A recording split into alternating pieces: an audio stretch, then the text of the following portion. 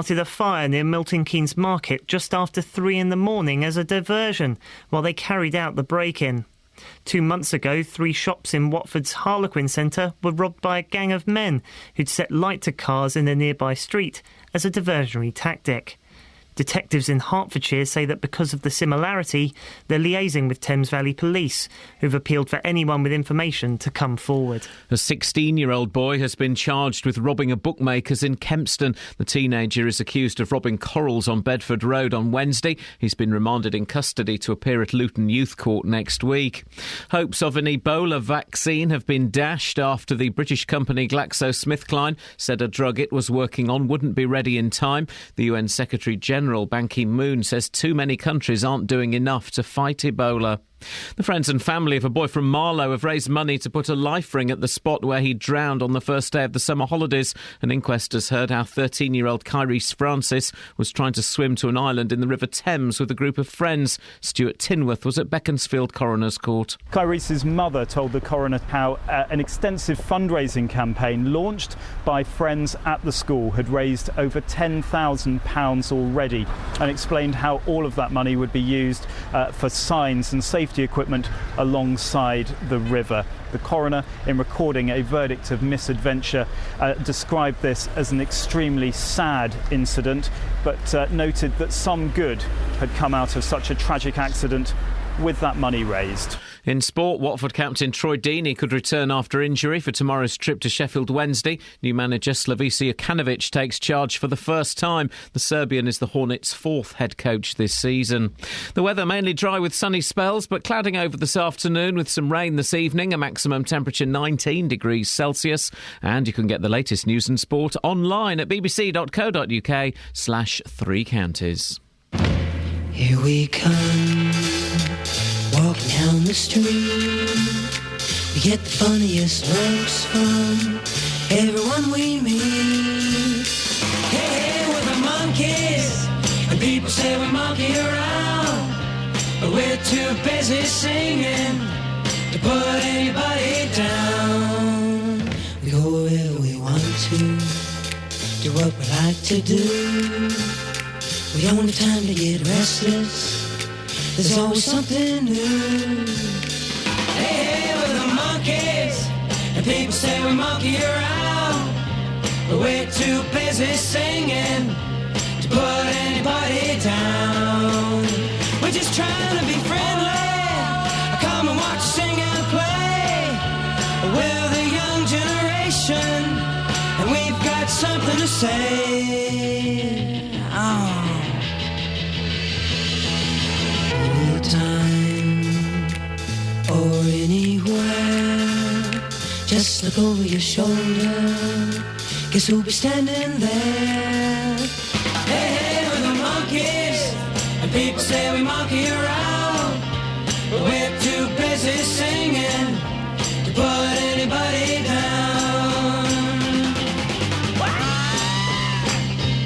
MeFreeMondays.com, pledge.MeFreeMondays.com. You can do it right now, please.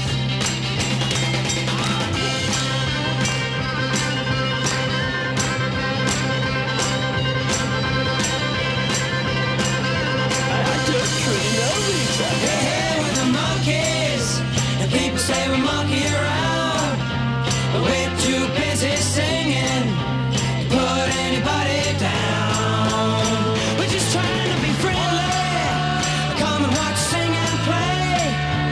We're the young generation, and we've got something. And we've not even started the show yet. Cock and hoe, eh? Morning, suckers.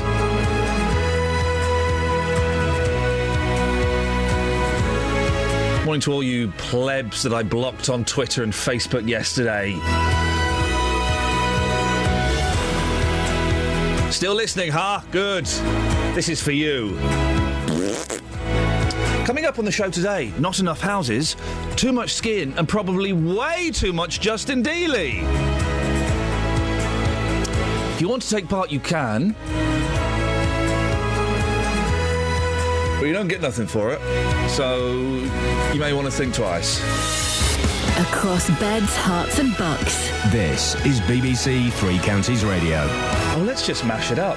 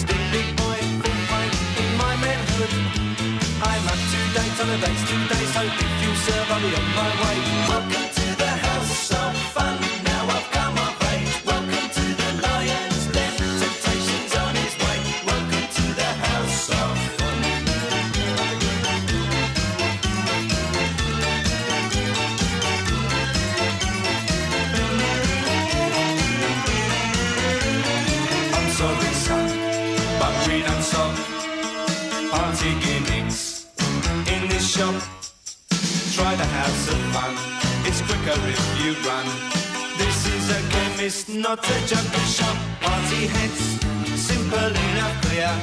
Comprehend, decent, be understand, do you hear?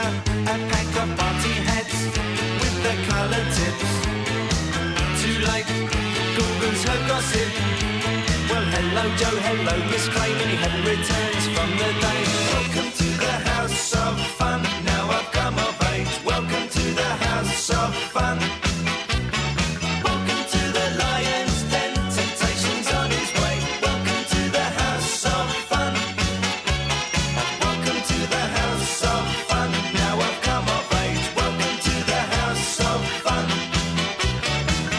Fun story alert, guys. Fun story alert.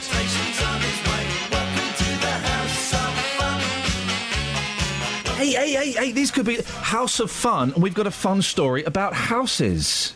Wow, it's like you planned it. Well, Wally, we're learning. Now, more than 12,000 homes could be built in Hertfordshire, partly to mop up the overspill from Luton. North Herts District Council's identified 3 sites to the east of the town with a view to housing more than 2,000 families that Luton Borough can't. If you live in central Bedfordshire, this probably sounds rather familiar. Catherine, you've been looking into this. Where has this all come from? Right, these so-called preferred options, preferred by whom? Well, the council at this point, were outlined at a councillor briefing this week ahead of a full meeting of North Herts District Council at the end of next month.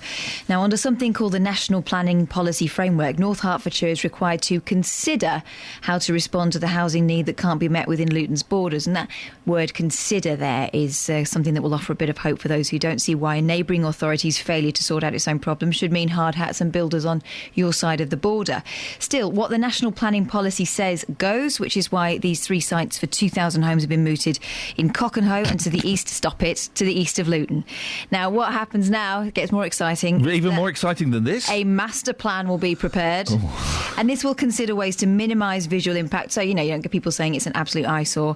Ensure good access to Luton and look at community building stuff like schools and shops for people who will end up living there. I'm still slightly confused. Why should North Herts take on Luton's housing needs? That's Luton's problem, surely. Well, and that's what a lot of people will be asking this morning. The answer to that is that Luton is effectively landlocked. It needs more space to build homes for its population. Whenever we talk about Luton not having enough space for housing, we always get people phoning up saying, well, yeah, but what about this area? And what about that? And why don't they knock that down and build houses on it? So I'm never quite sure. But that's the argument. Well, remember those questions because you're going to be speaking to Tom Shaw later on and you can ask him. The authority, which is Labour-controlled, recently launched a legal battle against central Bedfordshire to try to get them to build more affordable homes. However, speaking on a visit to Milton Keynes yesterday, the leader of the Labour Party, Ed Miliband, says their policy would be about local communities deciding where their homes get built. It's about saying to local communities, we need a plan in an area to build homes. Now, it's not about doing it in a top-down way. It's saying to local communities, there does need to be a local plan, but the crucial thing is you decide where the homes get built, and crucially also, you get the benefit. Local communities, local first-time buyers get the benefit when the homes are built. I heard that full interview yesterday. He also said an interesting thing. By I think, I may have got the year wrong, by 2018, if they get in power in 2015, by 2018, they will be building up to 200,000 houses a year. What's wrong with that statement? I said again, if Labour get in power, by 2018, they'll be building up to 200,000 homes a year. Up to makes it meaningless. Yeah, it could be 3. Yeah, it could be 3 homes. So there'll be a maximum of 200,000, or there might be 3. It's a meaningless figure. Anyway, what about the plans to build the 12,000 homes in North Hertfordshire that won't be for Luton? OK, so 9 sites have been allocated in and around Baldock, as well as 2 sites in Great Ashby and North East Stevenage, 9 in and around Hitchin, 11 in Letchworth, 8 in Royston and 1 site on farmland in Gravely. So they're not playing games here, they mean business. It should be said, though, that this won't happen overnight, and indeed it might not happen at all. This is a long-term plan for ways to cope with demand for housing up to 2031. We'll be dead by then. Hopefully. The way we're going. Once the plans have been presented to full council on the 27th of November, a consultation period will begin, and people in North Hertfordshire will be able to have their say. And just remind me of where the 2,000 homes have been mooted. What's the name of that village? Cockenhoe. Ladies and gentlemen, thank you very much. Across beds, hearts and bucks. This is Iain Lee. BBC Three Counties Radio. Hey, Kath. Yeah? You're a parent. Yeah. I need help. What? I've lost my kids. No, I haven't. I know exactly where they are. Well, I'm not making you new ones. Gosh. So I took my youngest swimming yesterday, right? Yeah. And, oh, man, he's fun times, testing times. So it's a swimming lesson. We go to the swimming teacher.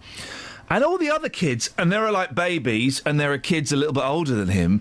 They'll all go off with the teacher, and you can let them go, and they'll say, he won't let go of me. Yeah. And he's got the floats on, he's got the belt on, he's got everything on. I had one of those. Well, what do you do? We stopped going. Oh, yeah. Because do you know what? There was no point. She used to stand at the side. She used to stand at the side beforehand, shivering. Yeah. Even though she was about 3 layers in underneath a load of. Have you got one of those flotation jackets? No, it's got a little belt. See, they're brilliant. Because I think the other things kind of impede their movement. He can float. He gets in the water, but then he just holds on to me like a limpet. And, you know, there's bruising around the 5 bits where his fingers are pressing in, I dare say. And then if the teacher tries to take him, he just starts, or if I start to let go of him, he starts sobbing like a baby.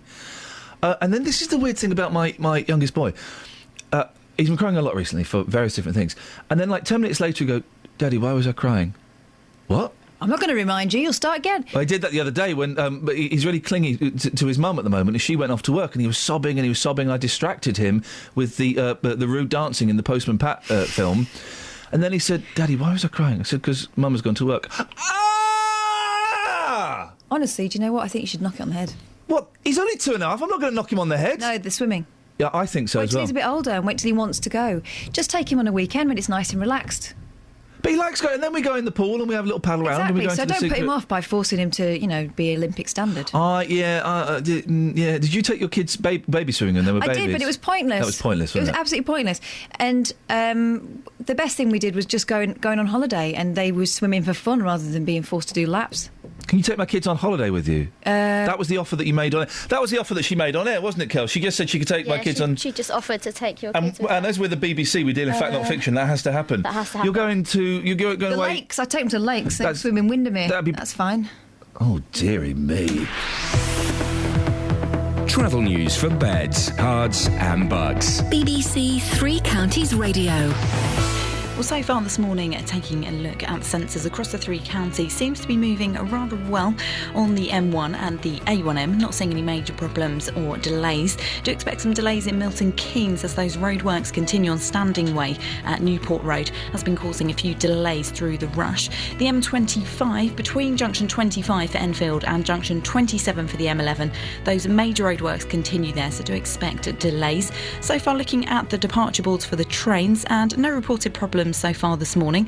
Nicola Richards, BBC Three Counties Radio. Nicola, thank you very much. Kelly Betts has just told me the most hilarious, but actually the most tragic story I've ever heard in my life. It's coming up soon. You won't want to miss that. Right now, though, it's 6:16. It's Friday, the 17th of October. I'm Iain Lee. These are your headlines on BBC Three Counties Radio. Plans are underway to build thousands of homes in North Hertfordshire, which would also accommodate the needs of Luton. 3 sites east of Luton have been identified. Detectives are trying to establish if there are any links between yesterday morning's £1 million theft at Milton Keynes Shopping Centre and a similar raid in Watford in August. And hopes of an Ebola vaccine have been dashed after the British company GlaxoSmithKline said a drug it was working on wouldn't be ready in time. BBC Three Counties Radio.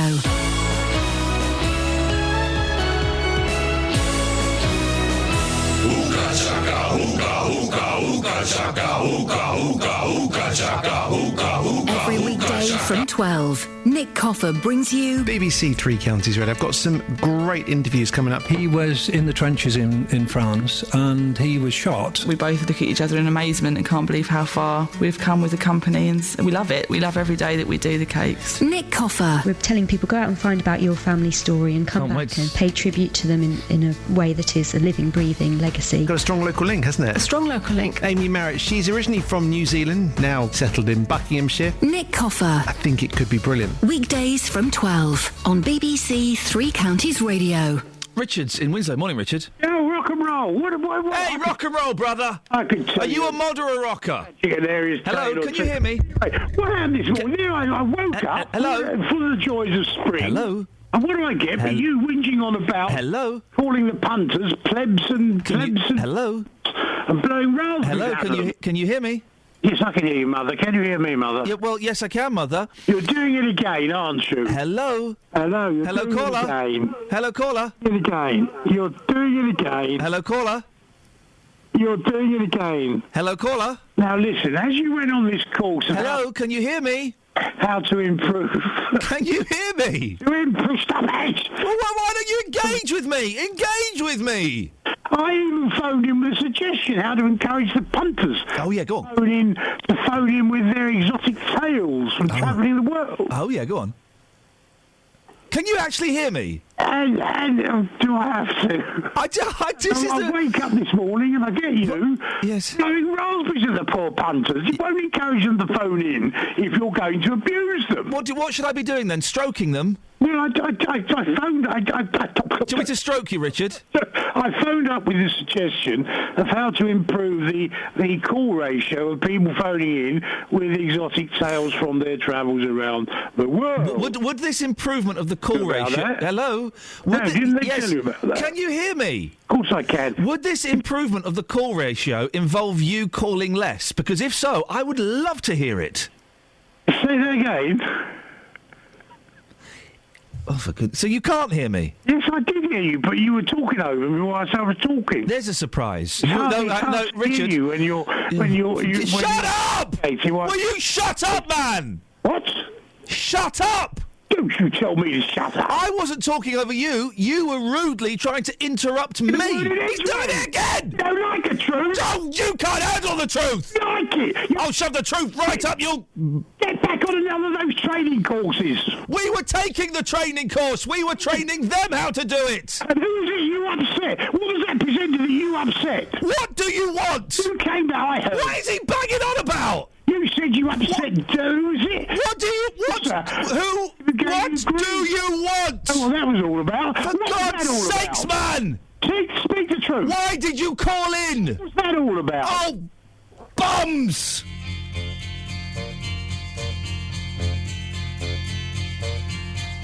They say we're young and we don't know. We won't find out until we grow. Well, I don't know if all that's true, 'cause you got me, and baby, I got you. Babe, I got you, babe. I got you, babe. They say our love won't pay the rent before it's earned. Our money's all been spent. I guess that's so we don't have a plot, but at least I'm sure of all the things we got. Babe, I got you, babe.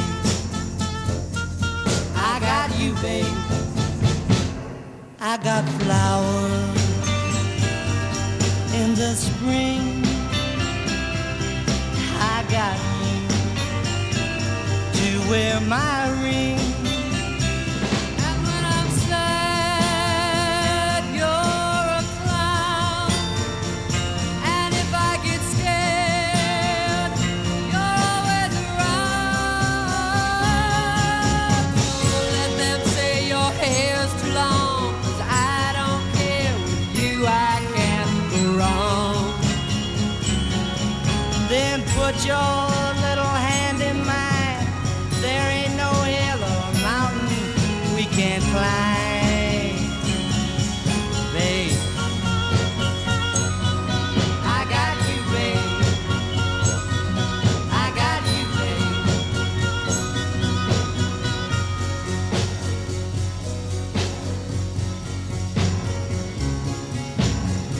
I got you to hold my hand. I got you to understand. I got you to walk with me. I got you to talk with me. I got you to kiss goodnight. I got you to hold me tight. I got you, I won't let go. I got you to love me so.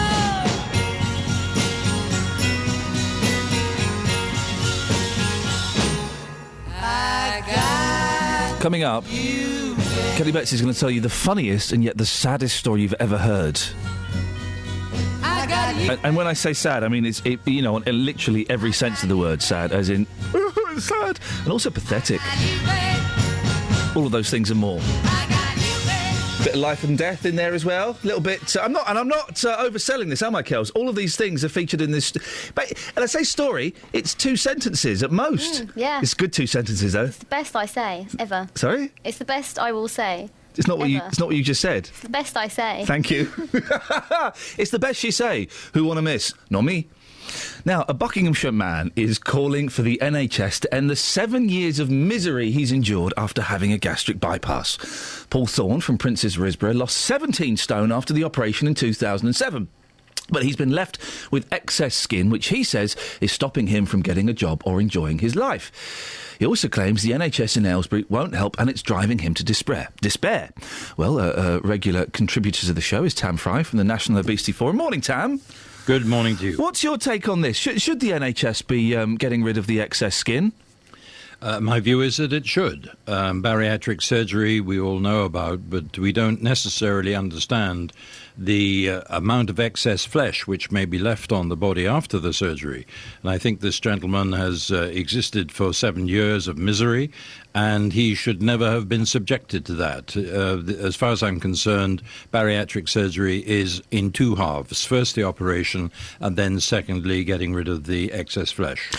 We'll get angry callers about this, Tam. Can you explain to them why the gastric bands and the removal of the excess flesh should be part of the NHS and shouldn't be a privately funded thing? Well, the basic thing is economics. It has been proven many, many times that, in fact, bariatric surgery and the follow-up which is necessary as a result of the surgery is cost-saving to the NHS. It means that the individual may not then acquire the very expensive treatments for the co-diseases which may follow excess weight. And therefore, if you will, you take the long view and you say you've got to spend a bit today in order to reap the benefits tomorrow. Is all of this explained to people when they go for these gastric bands? It's kind of the after effects, the fact that there will be excess skin, the fact that this doesn't actually solve the problem. You know, as I imagine for many people, it's possibly a mental problem. How much kind of the counselling is given? There's no guidance on this, and that, I think, is an error from the National Institute of Clinical Excellence. They just worry about the operation. But it is absolutely important that anybody contemplating bariatric surgery is told by the doctors and physicians and surgeons that there will be a long-term effect of the surgery. First of all, the excess flesh, which will certainly be there, but secondly, the need to return to the hospital hospital or returned to the clinic in order to make sure that the surgery is in order, because there are many complications which may arise if the individual forgets the very strict regime which he or she must follow in terms of how they're eating and how they're exercising. There are cancer drugs that people don't get because they can't be afforded. There are treatments for MS and other conditions that people don't get because of lack of funds.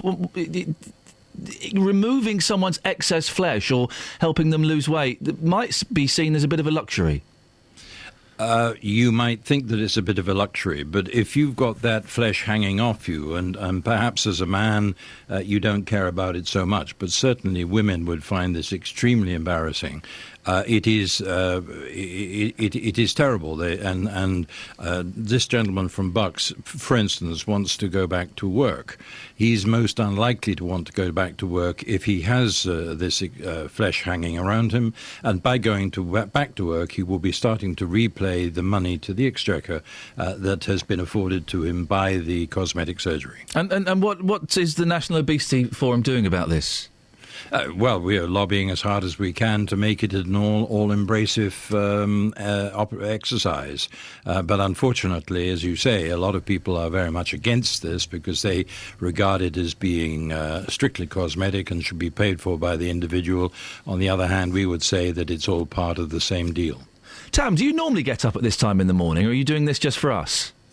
I have to say I don't do it just for you. I'm up at 4 o'clock every morning. Blimey. My briefing at 4 o'clock from all around the world, all the stories on obesity, just so that I can respond to calls, for instance, from you, which says, get out there and talk to us at 6:20.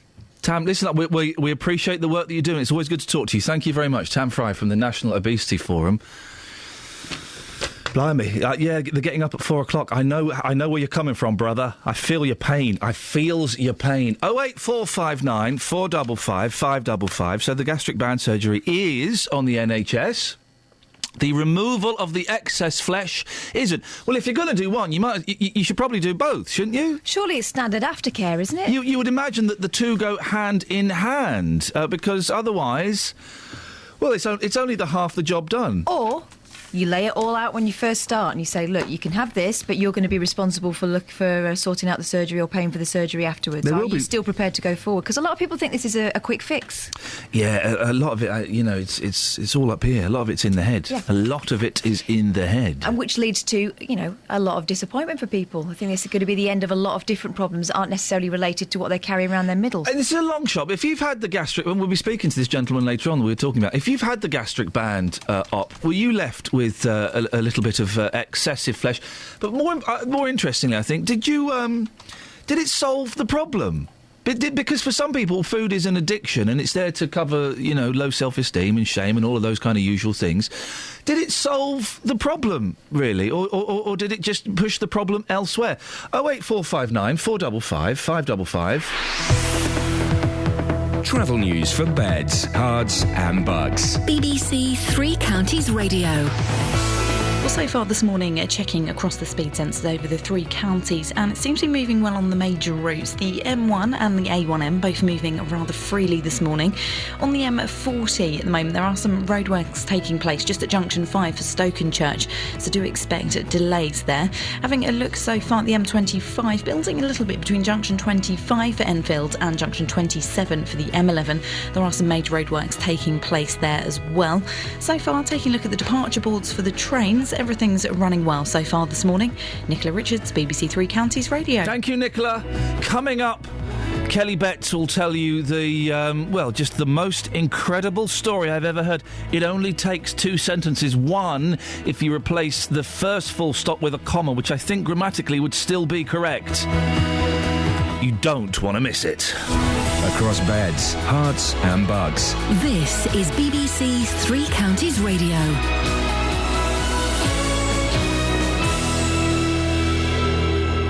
It's 6:30, I'm Simon Oxley. Plans are underway to build thousands of homes in North Hertfordshire, which would also accommodate the needs of Luton. 3 sites east of Luton have been identified. Detectives are trying to establish if there are any links between yesterday morning's theft at Milton Keynes shopping centre and a similar raid in Watford in August. Around £1 million worth of jewellery was stolen from Leslie Davis Jewellers in the centre MK. And hopes of an Ebola vaccine have been dashed after the British company GlaxoSmithKline said a drug it was working on wouldn't be ready in time. 3 Counties Sports. BBC 3 Counties Radio.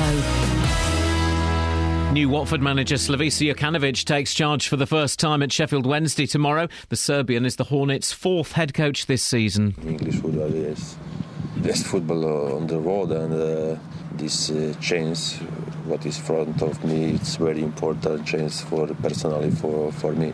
Club is in a good situation and it's thinking about important things from end of the season. And captain Troy Deeney could return after injury. Milton Keynes Dons manager Carl Robinson says he could rest midfielder Dele Alli for the League One trip to Leyton Orient after midweek international duty. In League Two, leaders Wickham host AFC Wimbledon. In form Luton make the long trip to Hartlepool. Former Republic of Ireland striker Tony Cascarino watched John Still's training session yesterday. It's good when, someone of Tom's quality comes and watches anyway and talk, we're just talking about one or two of the younger players playing, and listen, I'm not too clever or too knowledgeable not to listen to people of great experience and great knowledge. All of us managers, we don't know it all. And Stevenage have signed 2 midfielders on loan ahead of the home game with Accrington. Arsenal youngster Jack Jebb and Shrewsbury's David McAllister have joined for a month. And Wycombe's Adams Park hosted the FA Women's Super League Continental Cup final last night, with Manchester City beating Arsenal 1-0.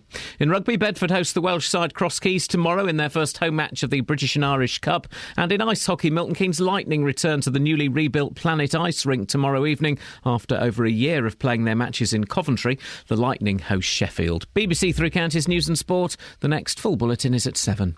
Well, we know where we're going, but we don't know where we've been. And we know what we're knowing, but we can't say what we've seen. And we're not little children, and we know what we want, and the future is certain. Give us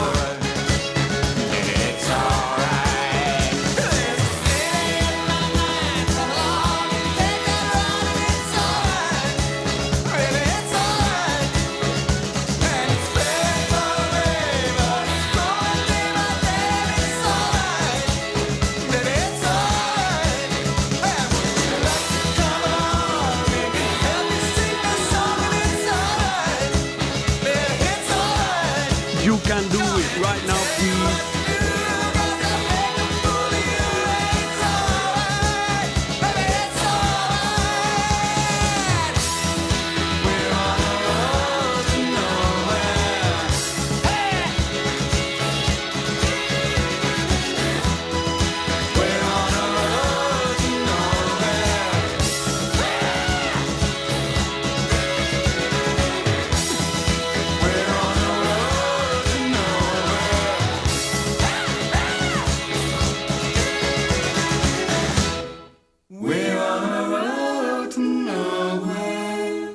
I'm being eaten by a boa constrictor. Sorry about that bit. It's a good day in the papers. Unless you're Nick Clegg, of course, and where your wife announces that she's been faking her... She's not said that. She has That's said... the way the Mail's reading it. She has said that. Miriam, who, let's be honest, Nick Clegg, let's be honest, all of the party political leaders, apart from Ed Miliband, are batting way above their average, aren't they? And yes, I've got a soft spot for Sam Cam. Have you? Oh boy, that's one hell I'll of have a a treat woman. for you on Monday then. I'll bring the Bowden catalogue in. You can fill your boots. Sorry? Bowden. What's Bowden? It's like the closed version of Waitrose. Is she in it? No, well, pretty much, yeah. What do you mean? That type. Oh, it's not. There's a whole catalogue of women that look like Sam Cam. Yeah. She really is. We can do this. It's an old standard. But your unusual crushes. 08459 455 555. For me, Sam Cam. Michael Palin. That's not unusual. It is. He's way too old for Even me. though He's very scraggy. he's 73, would you still allow him to paw you? Well, no, because I'm married. Would he go from pole to pole? Oh. Would he go around your globes in 80 days? What? Anyway, that's not what Miriam Gonzalez Durantes is saying. She's a powerful woman. What she's saying is, it's the fake it to make it thing that we've all done at certain times. Some of us made it, some of us are still faking it. Women have been faking lots of things during history. So if you're going to fake something, fake self-confidence. There's the better version where it makes it sound like she says she's been faking her. Yeah. I'm guessing the sun. No. Mirror. No, we don't get the mirror here. No. We're not allowed to have the mirror. They don't trust us to have the mirror. Britain's greatest newspaper, they won't let me read it. The intelligent tabloid, that's what they call themselves now. Yeah, as they should. If you really want to know, look in the mirror. Oh. Can't find it. Anyway, she has been she has been faking her orgasms. No, she hasn't. She has. Anyway, Nick that's Clegg's her wife business. and Sam Cam's wife. No, Sam Cam is the wife, or is she? What you got? Tell them about the honey mummy. Oh, flippin' heck. With a name like Sugar Puffs, it was only a matter of time before it fell victim to... Yeah, big Sugar Puff! Hey, to the healthy eating lobby. For almost 60 years, the breakfast cereal is to be rebranded Honey Monster Puffs. I'm going to start a Facebook campaign. Oh, no, hang on, I probably don't need to, as the company that makes Sugar Puffs has got one. Yeah, I think this is a bit of the salad cream effect. Do you remember when they said they were going to get rid of salad cream because no one cared about it anymore? And then everyone said, oh, I do, I like salad cream. Oh, crazy. Salad cream sales went up, and they carried on. Hey, Kels Bells, you like music? Yes, and salad cream. We're going to hear your story just before 7 o'clock, by the way. Thank you. I've got the mirror, by the way. Where? She's such a... What a plum. If physical violence were allowed in the workplace, she'd be black and blue right now. Unfortunately, we're not allowed to hit members of the team anymore. But trust me, Kelly, if we were, you would be. Thank you. Vinyl... Oh, yeah. Set for most sales since 1996. Oh. Vinyl, just me on this one, guys. Vinyl albums are on track, clever, I haven't got a record player. What's the point in buying vinyl? to achieve their biggest sales for almost 2 decades, are even expected to pass the 1 million mark. Gosh, they're only going to sell 1 million records this year. I remember when Duran Duran would sell 1 million records in a week. Do you remember we had a vinyl day, Ian? Yeah, we did, and it was brilliant. We were going to make it a regular thing, and then someone poo-pooed it. Who poo-pooed it? Kath. No. No, Kath I didn't. You kind of did. Didn't care enough to poo-poo anything. Yeah, exactly. That was your lack of enthuse. You can do what you want. You can play records if you want. Did you bring any? No, so stop moaning. 58 is the age that we are most contented. It's not. It's 24. What was the best age for you, Kels? Bearing in mind you've only had 19 years. Probably 6. Catherine Boyle? Still waiting. 47, 48, were they good years for you? Or do you not remember them? So far in the distance, so far away, doesn't anybody stay in one place anymore? Do-do-do-do-do-do-do, back when I... Do-do-do-do-do, 'cause I know what I feel to be right, yeah. No more lonely nights, never be another, no more lonely nights. Bum, bum, bum, bum, bum, bum, you're my guiding light. Day or night, I'm always there. What did you ask again? What set that off? I've got no idea, but boy, wasn't it good? It was really good. I've got a really good voice. You have. Put that in the pod, because I think the internet needs to hear that. You never know. Simon Cowell, Mickey Most, some big name in music might be listening to that. George Martin. I might get a record deal. The back of that. Kath, what you got? In life, grandmother Leslie Emerson was a prolific texter, never more than an SMS away from her nearest and dearest. That's great. So when she lost her battle with cancer at the age of 59, her family decided to bury her with her mobile phone as a way of commemorating something they loved about her. You would do. To ease their grief, they even sent her text messages with all the family news. Yeah. But nothing could have prepared them for what was about to happen. 3 years after Mrs. Emerson had passed away in 2011, her granddaughter Cherie's blood ran cold when she received a return message. From beyond the grave! I'm watching you. No, leave it on. That's it. I'm watching you. You'll get through this. You'll be all right. The text read. Let me play some scary music, because we need some scary music for this. Hang on, that's not what I thought it was. I do apologise. Hang on, let me just play some... okay, you want some... Let's have some scary, scary music. No? You give me the looks to say that's not funny? Okay, so scary music. Okay, I don't think we have the scary music here. Okay, let's imagine the scary music. Okay. One, Let me just try one more. Hang on.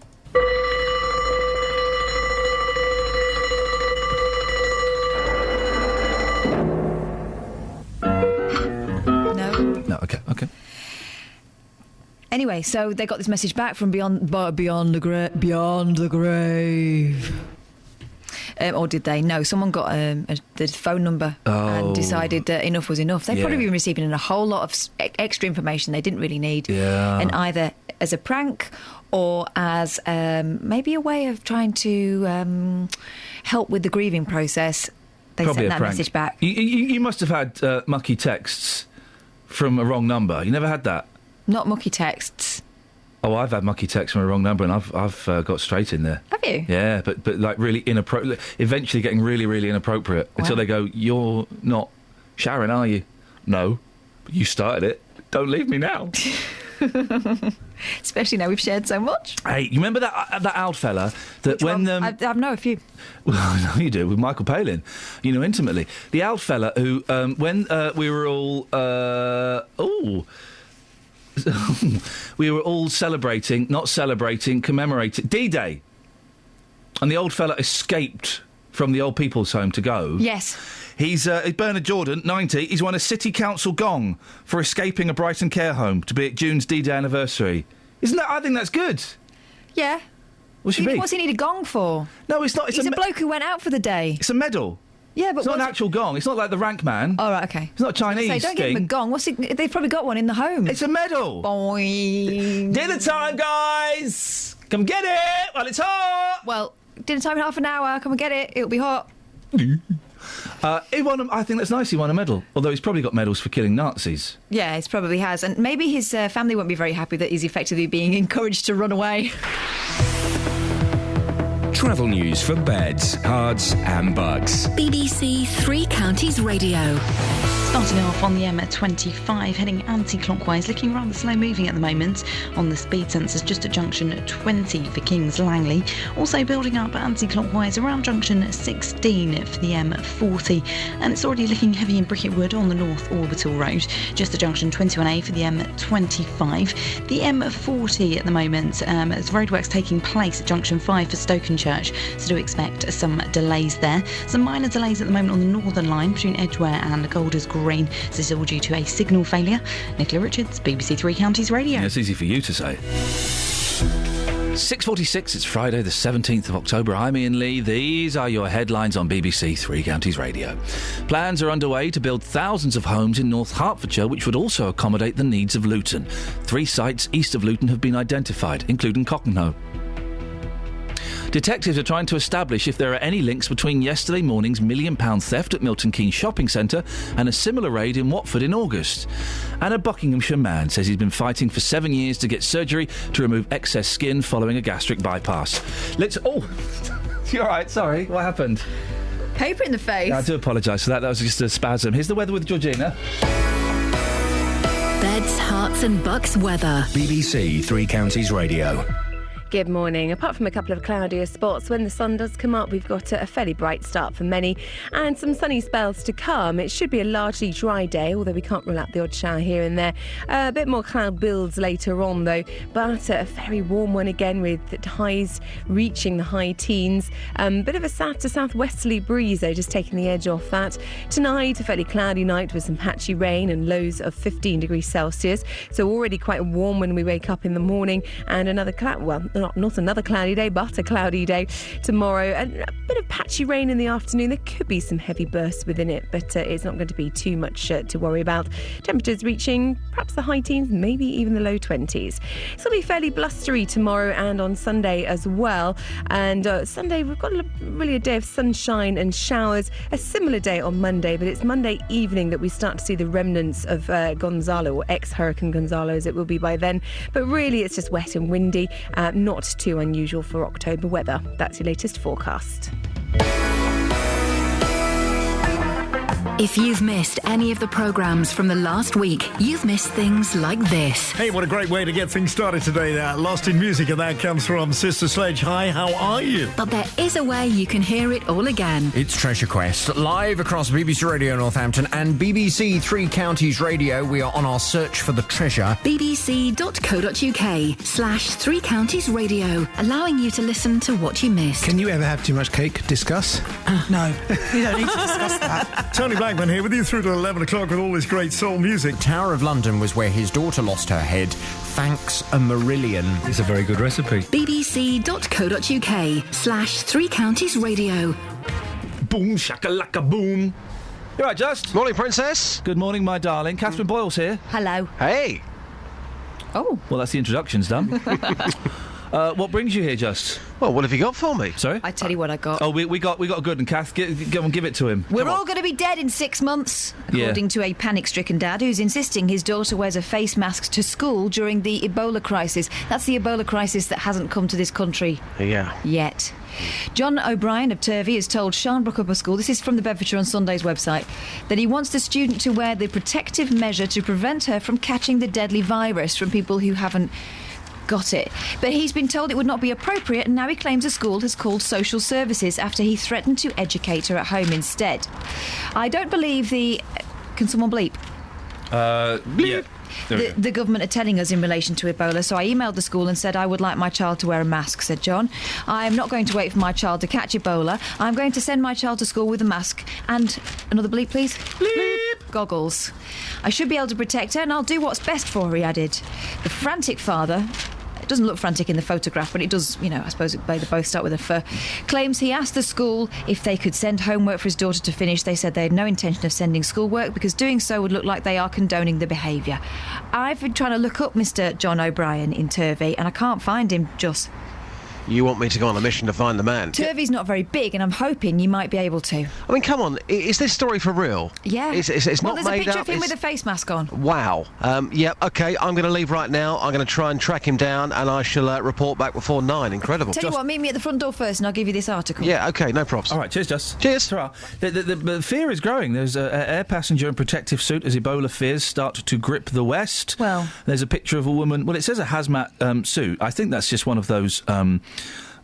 raincoats, plastic raincoats you get at Legoland. Yeah.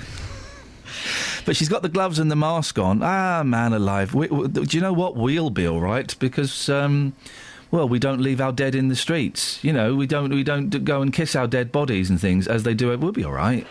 I was panicked last week. I'm not panicked anymore. I'll be panicked next week. I don't know.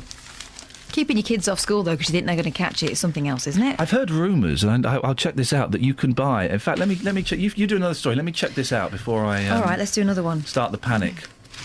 Let's do another one. Hey, by the way, bums are big. Yes. Are in. Thank goodness I've come back into fashion. Well, have a look, read that, because it says it as though it's a new... I thought big bums were fashionable for ages. Who was it? The MC... what's he called? I like big butts and I cannot lie. That was Cat Stevens, I think, wasn't it? You can't deny. The when a girl walks in and it'll be wasting round things in your face you get... Anyway, we'll not continue with that. It does get rather... mix-a-up. Yes, it gets rather grubby. Does my bum look big in this? Yes, then whoopee. In the ever-swirling world of fashion, it's moved on. It seems that from the sylph-like look of supermodel Kate Moss, it's now the trend for curvy derrieres, thanks to stars like Beyoncé, Jennifer Lopez and Kim Kardashian. I think real men have always liked real women. Yeah, I like... come on, girls. It's other women that get impressed by super skinniness. I really think that. The stick thing... The stick thing... The stick thin thing... Is that's a no-no. Listen, and I've met women who work in television, and they look thin on television because they are really, really thin in real life, and it's not nice. No, you don't want any of that. You don't want any of that. I couldn't find the thing I was looking for. So it's time to... What are you trying to find? You're looking for a hazmat suit on Amazon? You can get hazmat suits on Amazon. Well. But that's not what I was looking for. Kelly Betts, you've told us the saddest, most pathetic, yet most wonderful... Let me just go and meet Justin. Won't be a minute. Because I've heard this story and it was good, but I just need to give him this. Oh.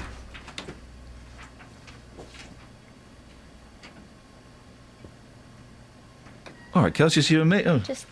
She's in there now. Let's get the keys. Getting the keys. All right, mate. You do know that's a live studio, and you're bashing around and huffing and puffing and slamming doors. You do know that studio's on air, and you're rudely banging the door and huffing and puffing. Oh, jeez. All right, Kels. Well, let's. Hey, Ian. Yeah, mate. Look. Excellent. Great idea. Great idea. So tell us this story, Kelly. Tell us the story. The bag has just been hidden, dear listener. Okay. Once, I was drowning, and my friend walked past because he thought I was joking. Do you know what? It's not as good as I thought it was, actually. Then my boyfriend had to jump in and save me, and then my friend... Were you actually drowning? Yeah. Because you can't swim, can No. you?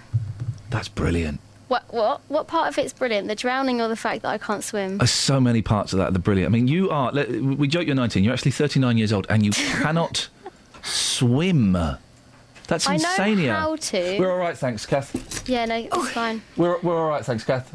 We're doing it now. Yeah, go on then. OK, no, you know... Well, I'm paid to listen, so... Well, you can go and listen. You can be paid to listen in the canteen while you're making a cough with your boyfriend, Justin. Why don't you go and squeeze his bum and give him a snog while you're at it? Which beef?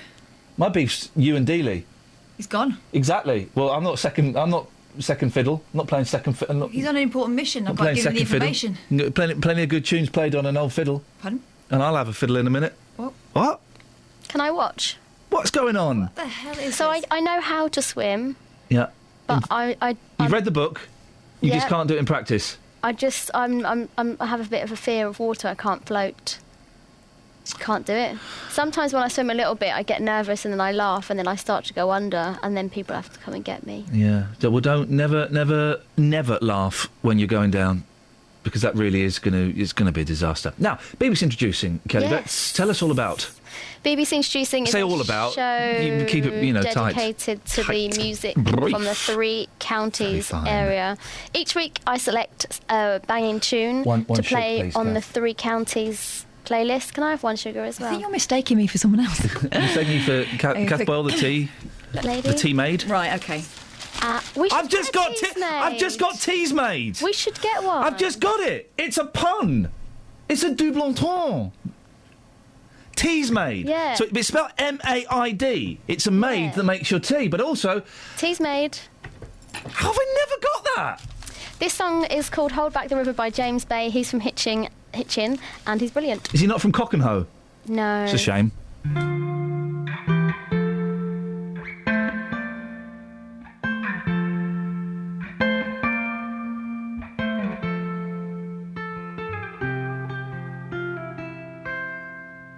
Tried to keep you close to me, but I got in between. Tried to square not being there, but said that I should have been. Hold back the river, let me look in your eyes. Hold back the river so I can stop for a minute and see where you hide. Hold back the river, hold back. Once upon a different life, we rubbed our backs into the sky. But now we're caught against the tide. Those distant days are flashing by.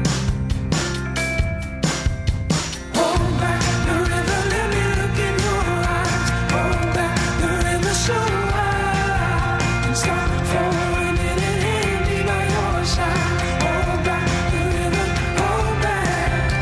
Hold back the river, let me look in your eyes. Hold back the river so I can stop for a minute and see where you hide. Hold back the river, hold back. Oh, oh, oh, oh, oh.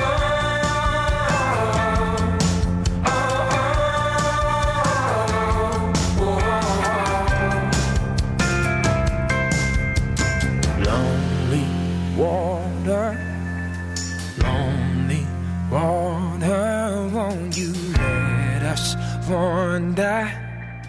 Let us hold each other. Lonely water, won't you let... Hey, that was all right, Kels. I like that one. I like that one. Finished. Well, yeah, I know, but it's really big. Yeah, I know. Well, if you hadn't been talking so long, we'd have been able to hear all of it. We've got to do the trav, innit? Who is that? James Bay. I like that. Isn't it? It's a good one. If you want to hear that without Iain speaking over it, Sorry? it's on his SoundCloud, James Bay Music. Thank you very much indeed. If you want to hear all of it without Kelly Betts talking so long at the start, Go and listen again and listen back to me introducing it on Saturday night. thank you very much. I've got to press the button. Travel news for beds, cards and bugs. BBC Three Counties Radio. Starting off on the M1, heading southbound, there's a lane closed at the moment between junction 13 for Salford Road and junction 12 at Flitwick. This is due to a broken down lorry there. The M25 heading anti-clockwise, rather slow on the sensor this morning, just at junction 20 for Kings Langley. Also starting to build up anti-clockwise at junction 16 for the M40. On camera in Boreham Wood, the Barnet bypass is queuing between Stirling Corner and Mill Hill Circus. Nicola Richards, BBC Three Counties Radio. Thank you, Nicola. People getting a little bit too worried about Ebola. Woman in an airport wearing a hazmat suit and a gentleman wants his girl to wear a mask at school. Really? Local and vocal across beds, hearts and bucks. This is BBC Three Counties Radio.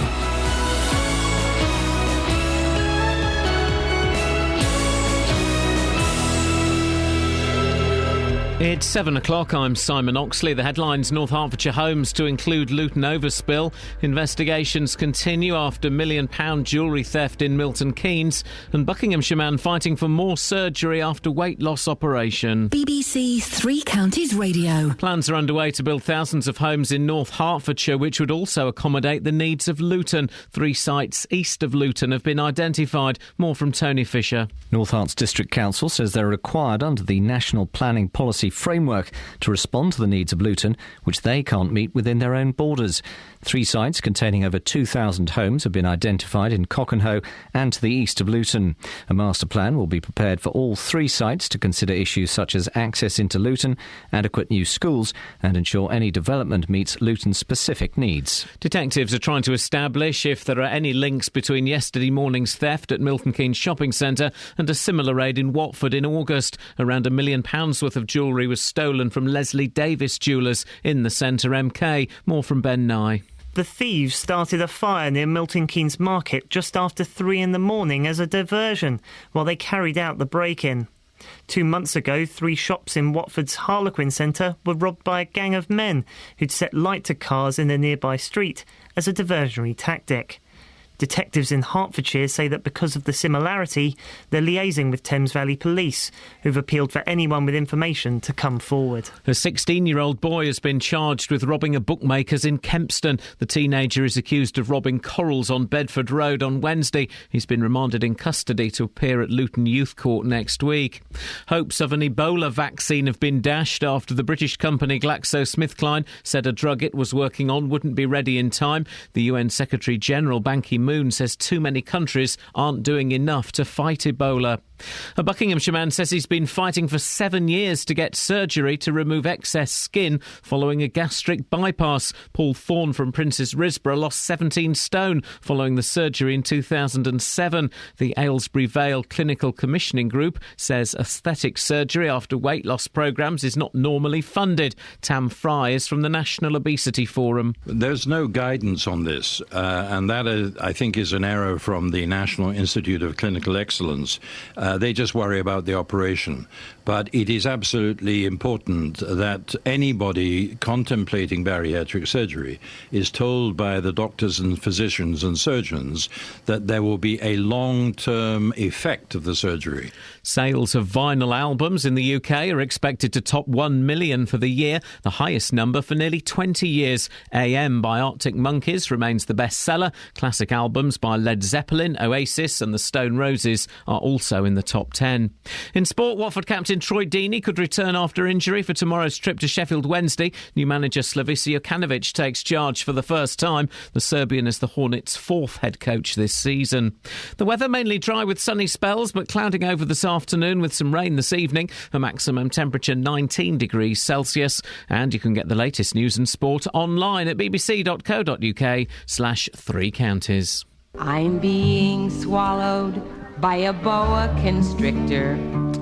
I'm being swallowed by a boa constrictor. I'm being swallowed by a boa constrictor. And I don't like it very much. Oh no, he swallowed my toe, he swallowed my toe. Oh gee, he's up to my knee, he's up to my knee. Oh fiddle, he's reached my middle, he's reached my middle. Oh heck, he's up to my neck, he's up to my neck. Oh dread, he's swallowed my... Today on BBC Three Counties Radio. From 9. The JVS Show. With the big phone-in, the hottest topic of the day and your consumer problems. From 12. Nick Coffer. With Mark Nevin from Fairground Attraction and finding out why Central Bedfordshire Libraries want you to borrow humans and not books. From 3. Roberto Peroni. I'm here with a roundup of the day's news, the latest travel and your stories. From 7. Mark Forrest. I'll bring you the best bits from everything that's been happening on BBC Local Radio. Today on BBC Three Counties Radio. Ah, but will you, Mark?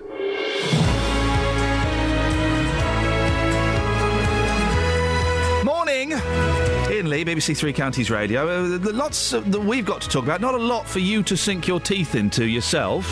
We'll come up with something. We'll have a little ponder. Don't worry. You can, of course, call in about anything you want. This is what we've got, and if you don't fancy this, well, then you can have a chat about anything. Not enough houses, too much skin, and Dealey goes on the hunt for Ebola. Well, not necessarily Ebola. He goes on the hunt for people who are afraid of Ebola. 08 459 455 555. across beds, hearts and bucks. This is BBC Three Counties Radio. It's not a lot. We've not given them a lot to get stuck into, have we? This What, you mean morning? there wasn't massive reaction to Kelly's moving story?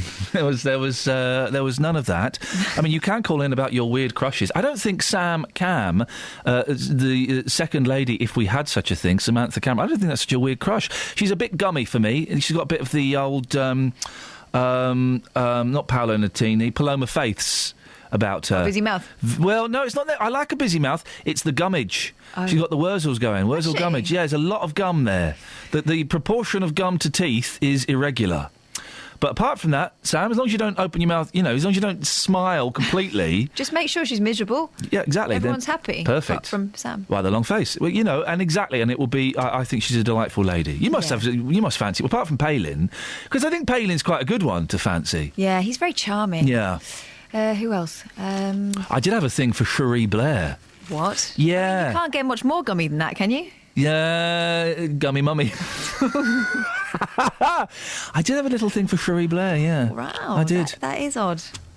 I do go for the unconventional. There's something about those women that's a little bit. Maybe it's is the it power. because there's power? Yeah, the power.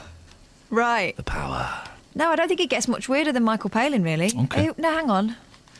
Oh, yeah. Most of the ones from Horrible Histories.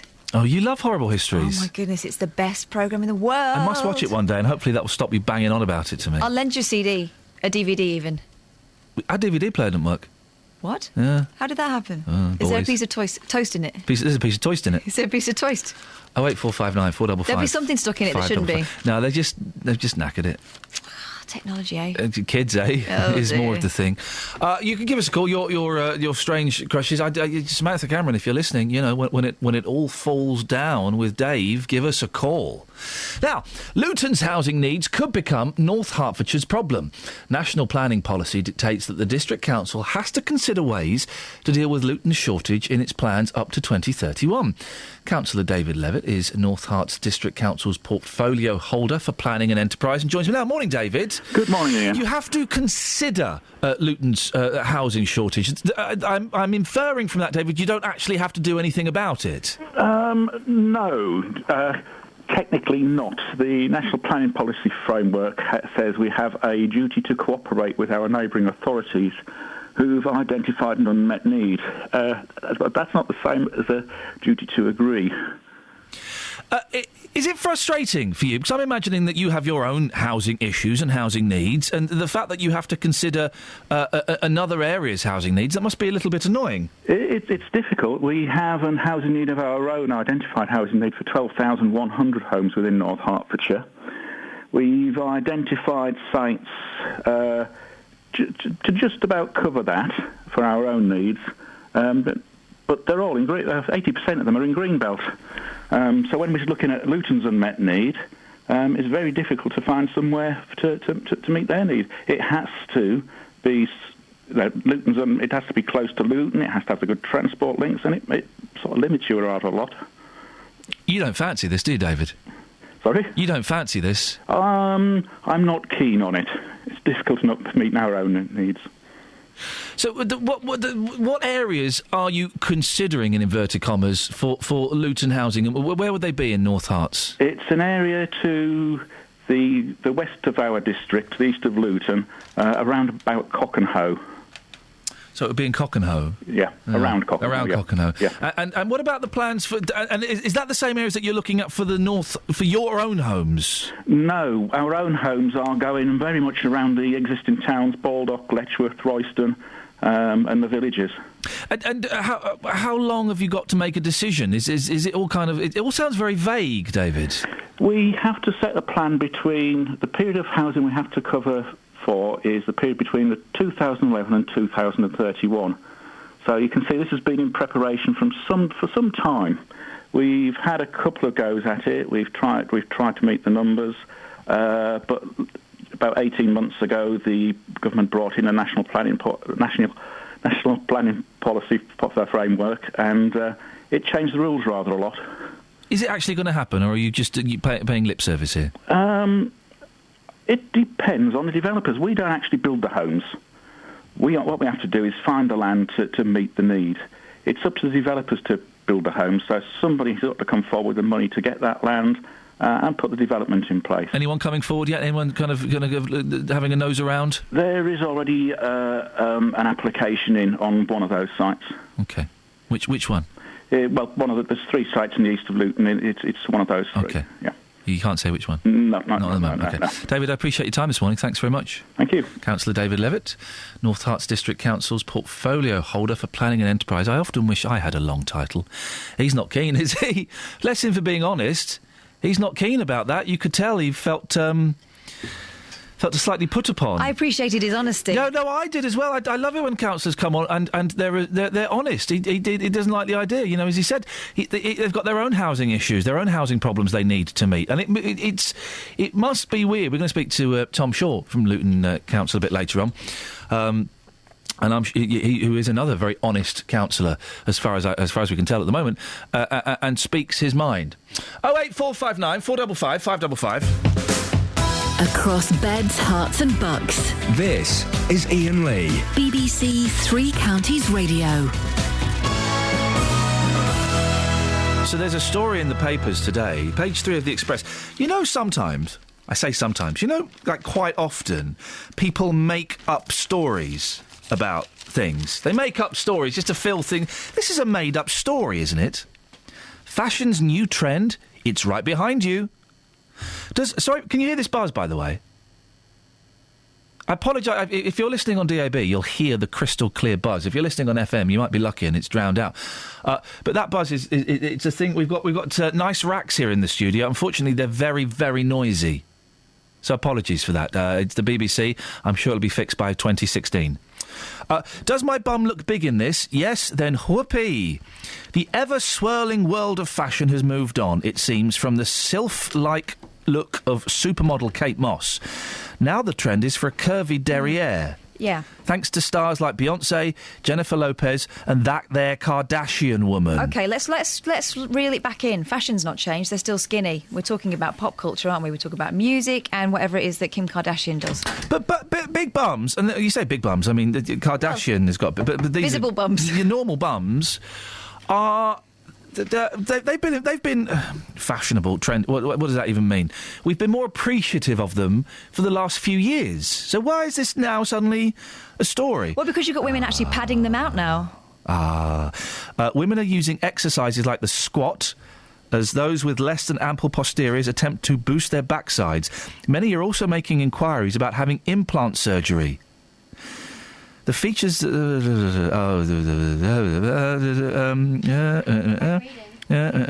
thank you. Big bottoms were fashionable, but it gives you the history of big bums. It's all about... Do you know what it's about? Go on. Fecundity. What? It's about your ability to bear children. It goes back to cavemen and women, and that is why big bums have always been attractive. It's about your bum-to-hip ratio. You can't help yourself. The thing is, if you watch Carry On films now, then Joan Sims is seen like the kind of frumpy old woman. But in the Carry On films, for a lot of them, she was the hot bit of crumpet because she was curvaceous. She was a big lady. Morning, Graham. Morning. Do you like big bums? I love big bums. Beautiful. There we go. What have you got for us, Graham? It's just about the vinyl sales up to 1 million this year for the first time in 20 years. Oh, yeah, they're going to reach 1 million. Yeah. Just saying that all them people years ago got rid of their vinyl, all the CDs. Now they're thinking, I've got to buy all that vinyl back again. Yeah, do you know what? I've got a load of vinyl. I've got, I don't know, maybe 100 albums, but they're all primarily Monkees records. And I chucked out so much vinyl, and I'm an idiot for doing it. I'm an idiot! You are a total idiot. Do you still get the old records out and give them a spin, Graham? Yeah, I'm DJing tomorrow night, and work's doing all vinyl. Yeah. Beautiful.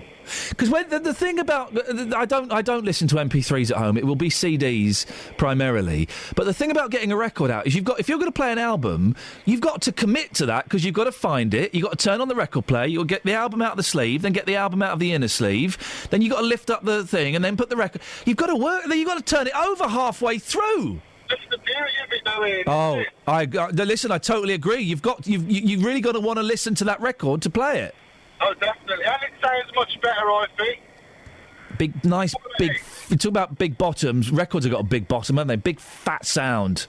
They have, mate, they have. Graham, keep flying the flag. Thank you. 08459 455 555. Travel news for beds, cards and bugs. BBC Three Counties Radio. Looking quite heavy now on the Great North Road, heading southbound at the Black Cat roundabout. The M1, there's a lane closed at the moment. There's broken down a lorry between junction 13 of Salford Road and junction 12 at Flitwick. Taking a look at the M25, heading anti-clockwise, rather slow moving at the moment between junction 21 for the M1 and junction 20 at Kings Langley. Also very slow on the sensors between junction 18 at Chorleywood and junction 16 for the M40. The A1M starting to build up, heading southbound just around junction 2 for Welham Green, and so far in Borehamwood it is queuing on the Barnet bypass between Stirling Corner and Mill Hill Circus. Nicola Richards, BBC Three Counties Radio. Thank you, Nicola. 7:16. It is Friday, the 17th of October. I'm Iain Lee. These are your headlines on BBC Three Counties Radio. Plans are underway to build thousands of homes in North Hertfordshire, which would also accommodate the needs of Luton. 3 sites east of Luton have been identified. Detectives are trying to establish if there are any links between yesterday morning's £1 million theft at Milton Keynes Shopping Centre and a similar raid in Watford in August. And a Buckinghamshire man says he's been fighting for seven years to get surgery to remove excess skin following a gastric bypass. BBC Three Counties Radio.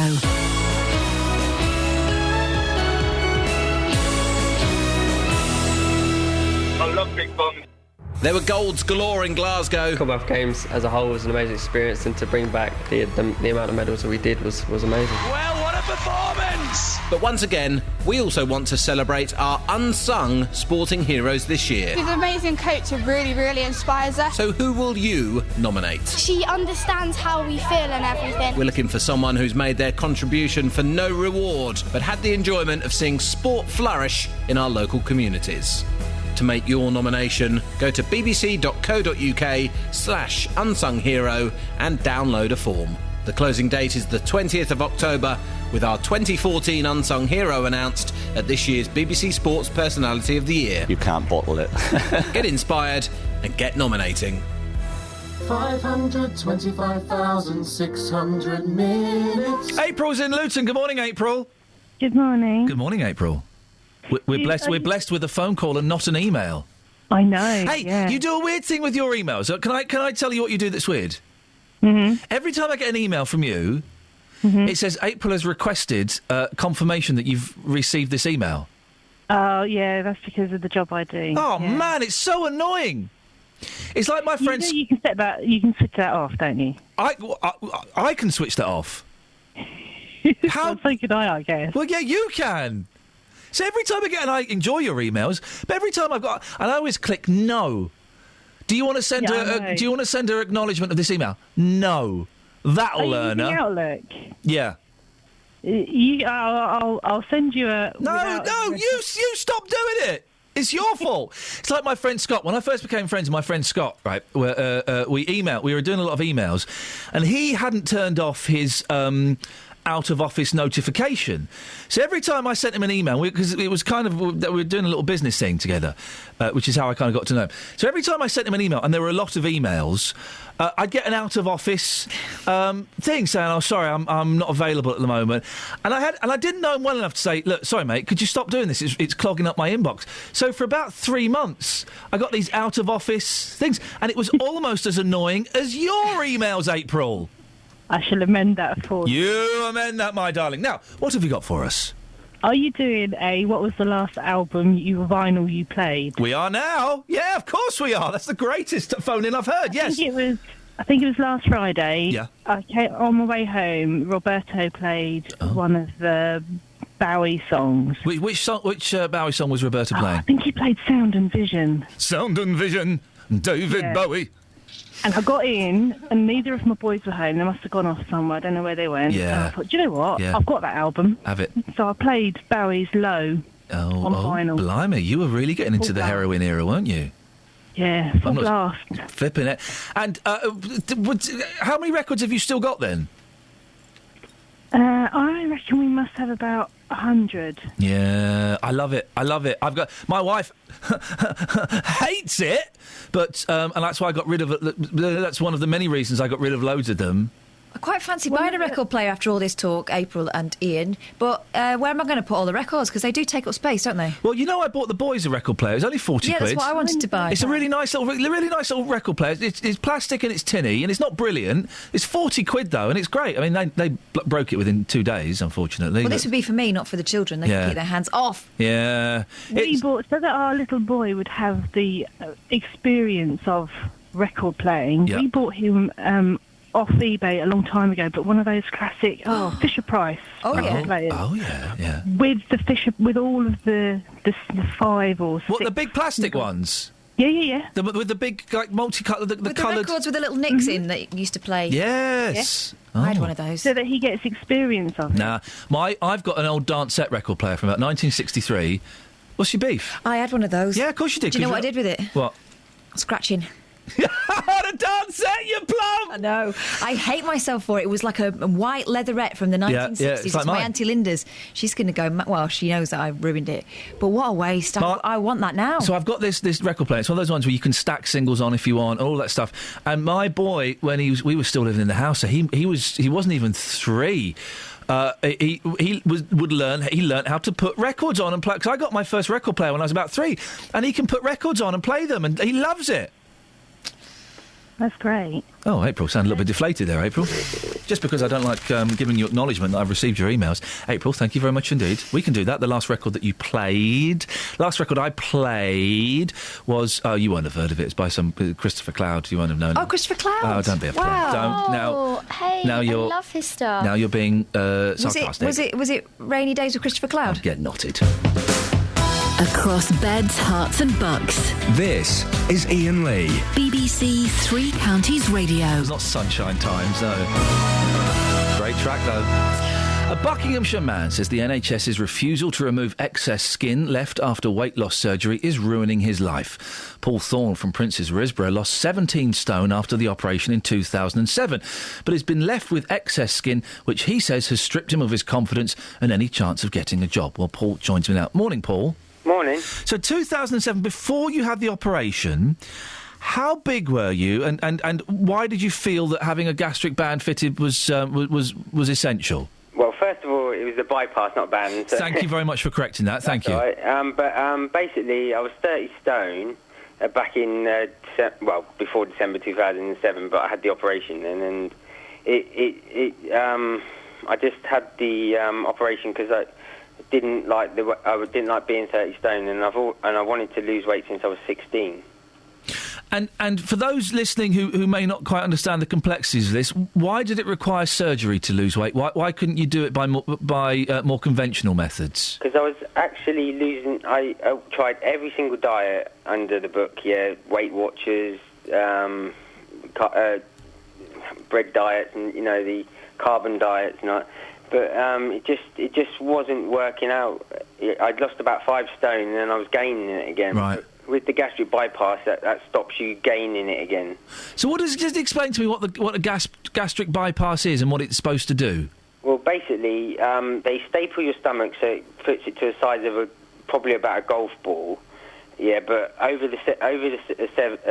like 10 years, you can gain the weight back again. Right.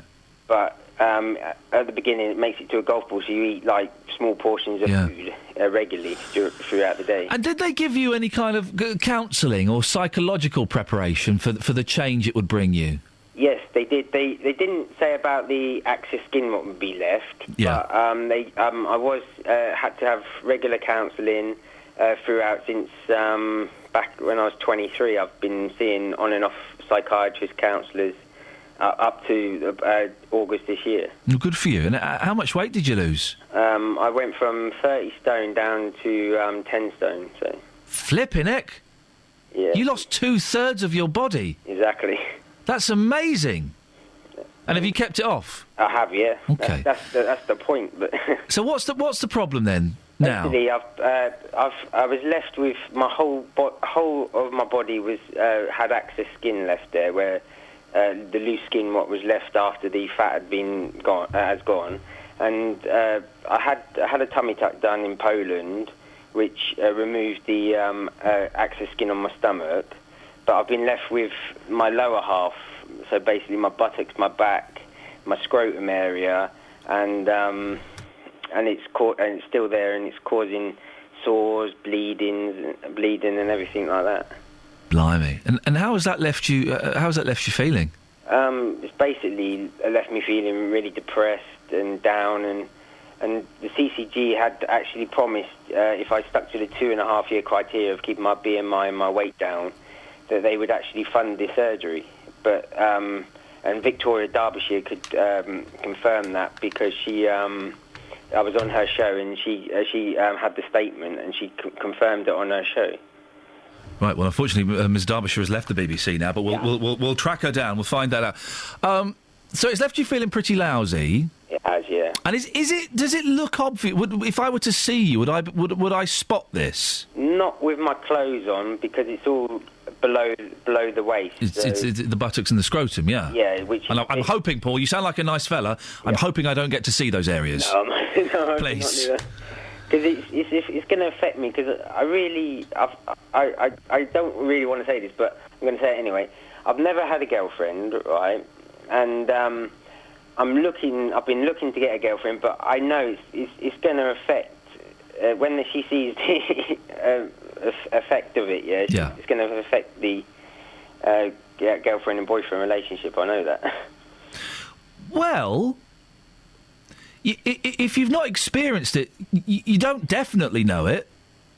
You know, there's someone for everyone out there. If you know, I'm sure, and I don't know, this is not what you come on to talk about, but you know, I'm sure that you would find someone that would accept you. You know, it's what's inside, isn't it? I know it's a cliche, but it's true. It's hard to decide that, when everybody who has had a look at the excess skin has looked at it in disgust, basically. And I'm sorry to hear you've had that reaction. That can't be good. Even my psychiatrist, my latest psychiatrist, I've seen so many, was looking at it like in disgust type thing. So. Gosh, well, that's not a particularly the helpful attitude from a psychiatrist of all people. Not really. No. We've got a statement from Aylesbury Vale CCG. They say the CCG is aware of this case, but we do not discuss individual details. We can advise, however, that aesthetic surgery for the removal of redundant skin after weight loss programmes will not normally be funded. So they're basically saying, jog on, fella. I know that's what they've been saying for the 7 years, and it's just got me down and distressed, and especially when I was promised after the surgery that if I would go to my... I don't know if I'm allowed to mention it. Well, don't mention any names or anything like that. No, that wouldn't be helpful. I don't mention the names, but like the hospital. Am I allowed to mention the hospital? No, probably best not to. Oh, okay, well, a hospital nearby then, local hospital. Yeah. Instead of going to a London one, I'd get the full package done. What I needed doing. Rather than just a tummy tuck. Yeah. But that's what I was told, and it's getting too much now. It's I'm at the end of my tether now. It's a do or die situation now. Yeah. What do you mean by do or die? Well, basically, I've tried to take my life since January this year. The serious one was mostly in January when I took antifreeze, and I was taken to the hospital in Oxford for dialysis and all that, and I recovered. And then February again, I did it again, and then April again, I did it again, and then up to August, I took 80 fluoxetine, which the psychiatrist has written a letter saying that it was. I knew what I was doing and it wasn't serious, and I did it deliberately, which I didn't. Type thing, and it's there's no support from the mental health at all.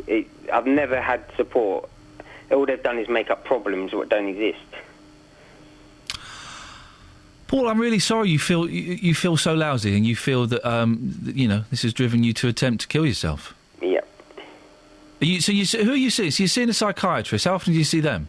I'm not seeing them now. They've signed me off since my last attempt when I took the 80 fluoxetine, the next day they come and saw me in the hospital and signed me off. The next day? Yep. I've got a letter even proving that, so I can say it because I can prove it. Yeah. Have you got any support? Nope, no support at all. The CCG just basically rejected, not the last application, but all the applications before that, rejected it on, I had to see mental health and all that, and then they would consider it. I was misdiagnosed with BDD. That's an imaginary disorder that, it's not imaginary, it's there. So I can't have BDD. This was from another psychiatrist. It's just terrible. That's body dysmorphia, isn't it? Yeah, body dysmorphic disorder, yeah. Well, that's not an imaginary condition, is it? That's a mental condition. No, but that's they class it as the definition is it's an imaginary. Right. Okay. It's like a little pimple on your thing. Yeah, you imagine it to be bigger than. Yeah. I'm not. Well, it is. You're not seeing what everyone else is seeing. That's no, it, isn't and no one else can see it because it's right in intimate places. But you know what I mean. I can see it, and it's too much. You need to get some help, don't you? And I'm not necessarily speaking about the physical things here. I think that the kind of the main concern for me, the concern for you is the mental thing. Because if you've had 3 attempts on your life this year, Paul, that's not. It's more than 3. It's about 5, right? 4 or 5. But and no one's helping you. No, it's not that. If I was to get the operations, it'd all go away. It's just as simple as that. Would it go away though, Paul? Seriously? Because it would. Because I felt more confident after I had the tummy tuck done. Yeah. And the legs and the chest done. But I need to get the rest finished off so I can move on with my life, get a job, start my life here. Because I've already lost my 20s as it is, fighting this case, and I just can't give up. I've tried to give up, and I did give up, and then I ended up taking my own life. That's the reason why now I've gone to publicity and all that, because even if I can't get the funding off the CCG, I'd like to get it off of... if a kind person will help, or a charity or something maybe, but I've tried charities and don't seem to be a charity out there for obesity people. Paul, listen, I'm a little bit worried about you. Are you seeing a GP at all? No, they're basically saying they want nothing more to do with me because they've stopped doing the CCG applications and everything. All right, listen, Paul, we're going to have to move on, but keep in touch, yeah? Okay, yep. Take care of yourself. Okay. Thank you, mate. Cheers. 08459 455 555. A little bit late. Let's get the travel. Travel news for beds, cards and bugs. BBC Three Counties Radio. Starting off on the Great North Road, looking quite slow moving at the moment, heading southbound at the Black Cat roundabout. There's a lane closed on the M1 between junction 13 for Salford Road and junction 12 for Flitwick. It's due to a broken down lorry there causing delays. Looking at the M25, that's very slow moving, heading anti-clockwise between junction 18 at Chorleywood and junction 16 for the M40. Taking a look at the trains and possible delays on Great Northern between Moorgate and Stevenage, also between Moorgate and Hertford North. Nicola Richards, BBC Three Counties Radio. Thank you, Nicola. Thank you for your patience, and thank you, Simon, in advance for yours. Across beds, hearts and bugs. This is BBC Three Counties Radio.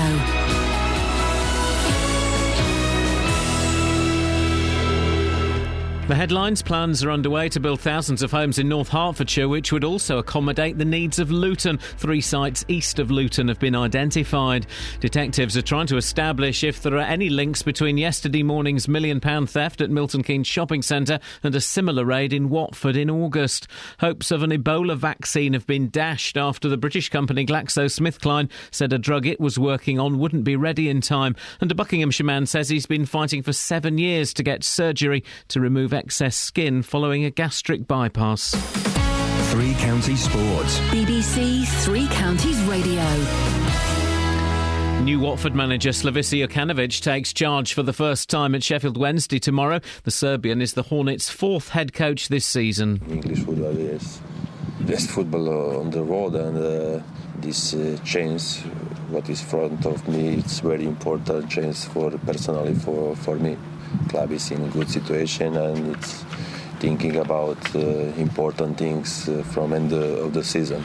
And Captain Troy Deeney could return after injury. Milton Keynes Dons manager Carl Robinson says he could rest midfielder Dele Alli for the League One trip to Leyton Orient after midweek international duty. In League Two, leaders Wickham host AFC Wimbledon. In form Luton make the long trip to Hartlepool. Striker Ricky Miller has been recalled from Dover after Ross Lafayette was ruled out following a hernia operation. And Stevenage host Accrington with Graham Westley's side down to 19th. Stevenage Football Club isn't Luton Town. Stevenage Football Club isn't MK Dons. Stevenage Football Club is a small football club that has to work very, very hard to create success. When things aren't going our way, we have to be very resilient, we have to be very constructive, we have to be very inventive, and we have to make sure that we find answers to problems that other people might let get on top of them. And Wycombe's Adams Park hosted the FA Women's Super League Continental Cup final last night, with Manchester City beating Arsenal 1-0. In rugby, Bedford host the Welsh side Cross Keys tomorrow in their first home match of the British and Irish Cup. And in ice hockey, Milton Keynes Lightning return to the newly rebuilt Planet Ice Rink tomorrow evening after over a year of playing their matches in Coventry. The Lightning host Sheffield. BBC Three Counties News and Sport. The next full bulletin is at 8. Across beds, hearts and bucks. This is Iain Lee. BBC Three Counties Radio. Morning. Iain Lee, BBC Three Counties Radio. 08459 455 555 is the telephone number. What have we got for them to sink their teeth into, Well, all kinds of stuff. We've got lots of coming through on record players, and I am very tempted. This has been bubbling away for a while. I was very tempted to buy a little record player, but I haven't got room. You haven't got room. Of course you've got room. Yeah, but all the records. I've seen your house now. You've seen that I've got loads of stuff, mostly not mine. Yeah, chuck the kids' stuff out. Chuck the kids out. Get records. Kath, you get it. I'll look after it for you at my house. Really? Yeah. How will I listen to it? Down the phone? I'll play it down the phone, yeah. Oh, that'd be... Skype? Dial-a-disc, isn't it? This is from Jean. Good morning, Ian. I have 3 record players. Good morning, Jean. My prized possession is the one that was once owned by... Billy Wobbles. No. Snooks. No. Me. No. Paul McCartney. No. The King. No. What does it begin with? Hang on. Back up. The King. Elvis Presley. That's what I'm saying. Yes, Ian. He gave it to a fan in 1962. I bought it from a museum. I love vinyl and have well over 1,000 albums. Gave what to a fan? A record player? Yes. She's got Elvis Presley's record player? Yes. I don't believe her. I'm sorry, Jean. Let me ring her. Yes. Over 900 are Elvis. I store them all in my Elvis music room. Crazy, well, maybe, but music is my passion. She's got Elvis Presley's record player? She's got Elvis Presley's record player. I'm sorry, I can't. She's got an Elvis room. I've kind of got a monkey's room. Not allowed to call it that. It's called the office. It's got a computer in. But really, the computer's just there to cover up for the... It's to look at monkeys on stuff. YouTube. Isn't it? I cannot believe... That must have cost her like £1 million. Well, she might be a squillionaire. She could be a squillionaire. Squillionaire, listen to this. They'll be listening to Radio 4 or Nick Ferrari, successful radio. Won't be listening to us bunch of losers, unless they're doing it to laugh at us and not in the good way. She's just changing her record. She's probably not listening to anything, really. No, She's just waiting for the next Elvis fix. Flipping heck, that's nuts, Hang on, isn't we're it? trying to ring her, I think. Well... I'm imagining Jean is a woman. Jean with a G, isn't it, if it's a man? Yeah. Okay. Yeah. Oh, she's not picking up. She's listening to Elvis too, isn't she? Yeah, she's realised that her story is made of toilet paper and I am poking holes through it with my finger. Do you reckon? I reckon. Yeah, you can talk to us at records. They're going to record sales are going to reach 1 million this year for the first time in about 20 years. Most of them in my house. I don't buy new records. What would I do that for? I'm not an No, it idiot. doesn't get them sent to work, so you can't see them. Oh, mate! Why did you have to go and say that? No, The stuff don't do that. The stuff that I buy on eBay and I get sent here is so that my family don't know that I'm buying stuff on eBay. Oh, I've fallen down a hole. Hang on, let me climb out. It's the monkey's hole. Sorry? Yeah. I don't think you can say monkey's hole. I just did. Yeah, well, you're going to get done by the PDSA. What? Or PETA. 08459 455 555. We're just talking to Paul Thorne, and Sheila in St Albans has called in about it. Morning, Sheila. Good morning. First of all, can I say Horrible Histories is great. Oh. It's the best. It is the best. Kath keeps banging on about it. I've not got round to seeing it yet. Yesterday, in 5 minutes, I learned all about the rise and fall of the Incan Empire. I wish they'd done it when I was younger. Me too. Yeah. Right. Nowadays, I think the NHS tries to do a lot on what they call preventative medicine. Medicine? Medicine, yes. Where they try and sort of stop something happening and costing more. Oh, yeah. Now, this poor young man who's had this operation and it's worked, if they was to give him, well, if you think about all the time he's had since the operation, I guess we've been having to keep him because he's not working. I guess we've probably paid for his psychiatrist, etc., etc. Surely it would be better if they are going to do the op and it does work and they give them that certain amount of time, that we do the rest so that he can then turn around, go out, get a job, have a life, and that would be it. Part of me thinks, Sheila, I do think that the Paul to one side because he's not here. Yeah. Part of me thinks that these issues they're often not physical. They are mental. And it's like the boob job syndrome, which is a syndrome I've just made up, where a woman is lacking confidence and she says, it's my boobs. If I just had bigger boobs, I'd be confident and I'd love myself and people would like me. So they go and get the boob job and things don't change. And they go, no, I need bigger boobs. If I just had bigger boobs than these ones, then people would like me and I'd have confidence and I'd get a job and I'd get a boyfriend. And they're never satisfied because it's not the physical issue that's necessarily the problem, it's the mental one. But have you not seen some of these programmes where they show you people who've lost weight and then they've got this terrible saggy tummy I've seen and that. legs. Yeah. And I'll be honest with you, I think if I'd got to that point where I'd perhaps lost all this weight and one thing and another and I was left like that, I think I'd think to myself, do you know what? I'd feel better when I was fat. If you see what I'm saying, because how many women, including myself, don't like what they call bat wings, so I cover them up. A bat wing's the same as bingo wings? Yeah. OK, thank you, just to clarify. Yeah, but what I'm trying to say is I guess, when you've lost that much weight, there is a hell of a lot of skin, and of course it does mean that it all flops and hangs, and if it's making him sore, and if it's bleeding, then what are we going to have? Is he going to turn around and get ulcers? So we've got to treat those. Do you see what I'm trying to say? I'm thinking this could be an ongoing thing that is going to cost us more than it would have done if he was able to have the operation and get rid of all this stuff. Well, you make a really good point there. I want to come back to the bingo wings thing. Yeah. I think that we're in denial about what happens as we grow older, and actually if more women just said, do you know what, this is just what happens to women's bodies, and didn't cover up, maybe we'd all realise that we've all got them, so let's stop being ashamed. It's a bit like, when you go on holiday and you dread getting your kit off to go on the beach, and then you look around and you think, do you know what, if she's not bothered, I'm not bothered. Maybe it takes a bit of that. It does, because, I hate to say it, as you get older, lots of things happen, and there's nothing you can do, like swollen ankles. Exactly. Your feet expand, and you get all puffy. I tend to sort of, think to myself, I'll cover that up, I won't wear a dress. It's called... For a lot of it, it's called growing old. Exactly. So when did we think that we had to look like 18-year-olds when we're 65? No, so this especially female body shame, really drives me absolutely crackers. If you say female body shame, but I have noticed in the last few years there is more of a trend towards it for men as well. With the rise of all these kind of... The demise of the lads mag and the rise of the metrosexual and those kind...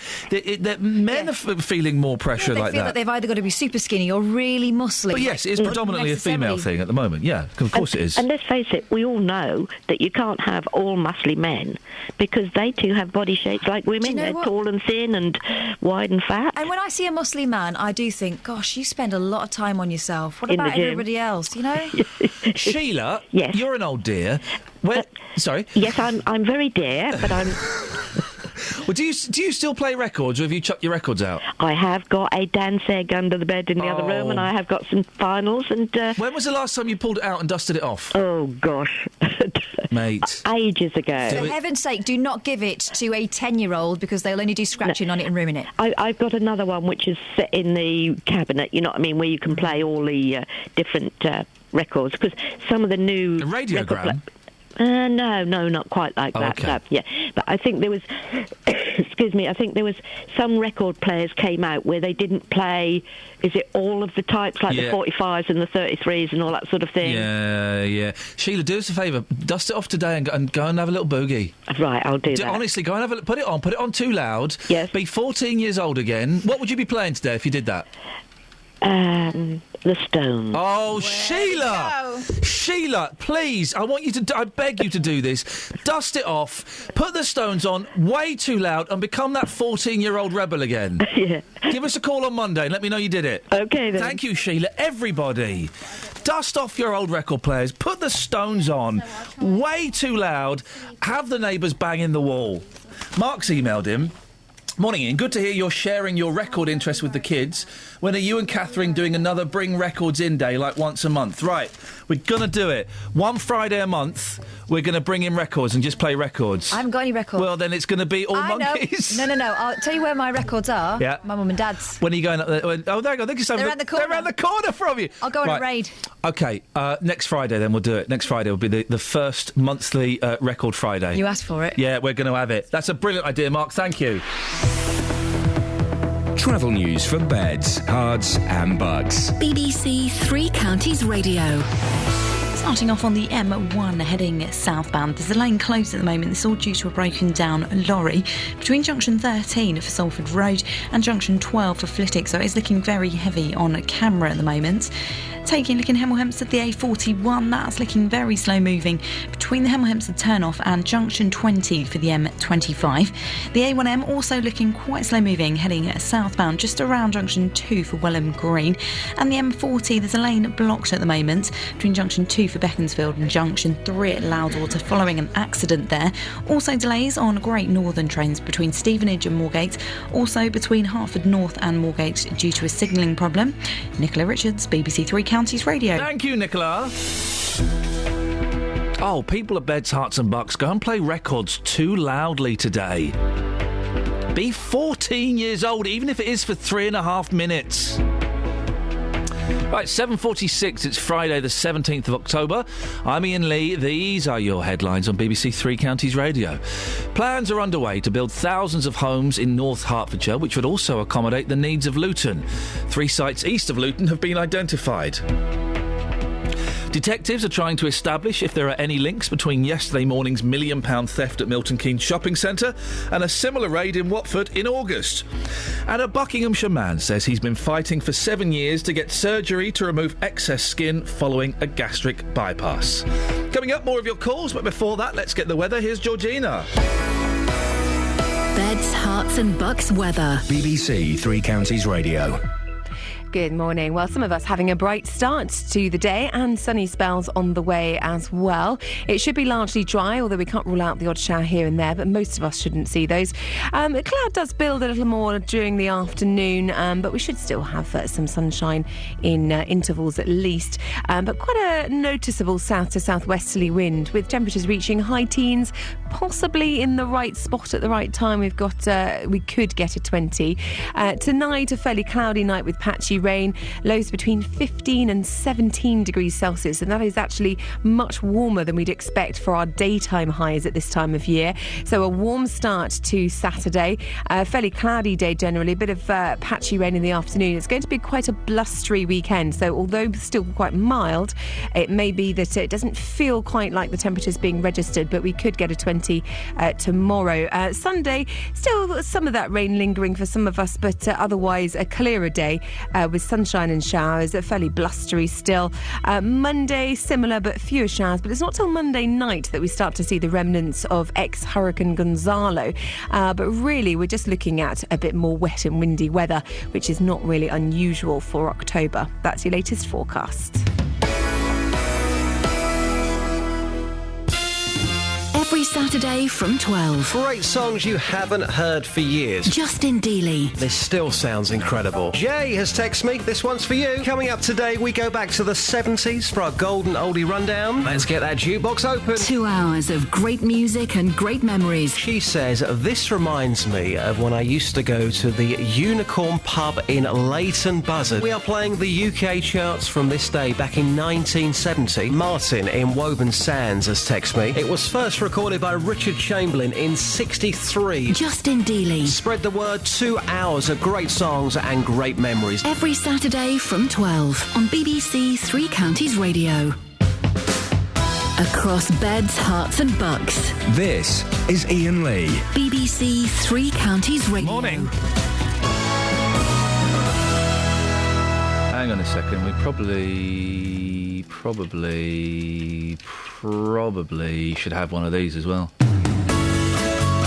This is Catherine Boyle. BBC Three Counties Radio. Just checking where that file is so I know which one to delete. How rude. Maffin Hanslope sent me a text. No, sent you a text. Iain, good luck to Paul. This is the story this morning. I mean, a story. It's a man's life that has got a lot of comeback from the listeners this morning. Good luck to Paul, says Maffy. He's got to get his head sorted more urgently than the spare skin, though. His family and friends will see beyond the appearance. The surgery's taken part 1 and can help best with part 2, but then part 3 is sorting your own mind out. This is from Maffin Hanslope. Look, we don't know the real ins and outs of all this, do we? But there are plenty of people offering help and advice, and mostly people just feel desperately sad that it's come to this for him. We got Carol on the line. Should we go to Carol? Morning, Carol. Hello there. Can you hear me okay? I can hear you absolutely perfectly. It's the best line we've had all day. What do you want to say to us? I just heard your story with Paul. I just caught bits of it. Yeah. But the thing being is, I'm 48 years of age.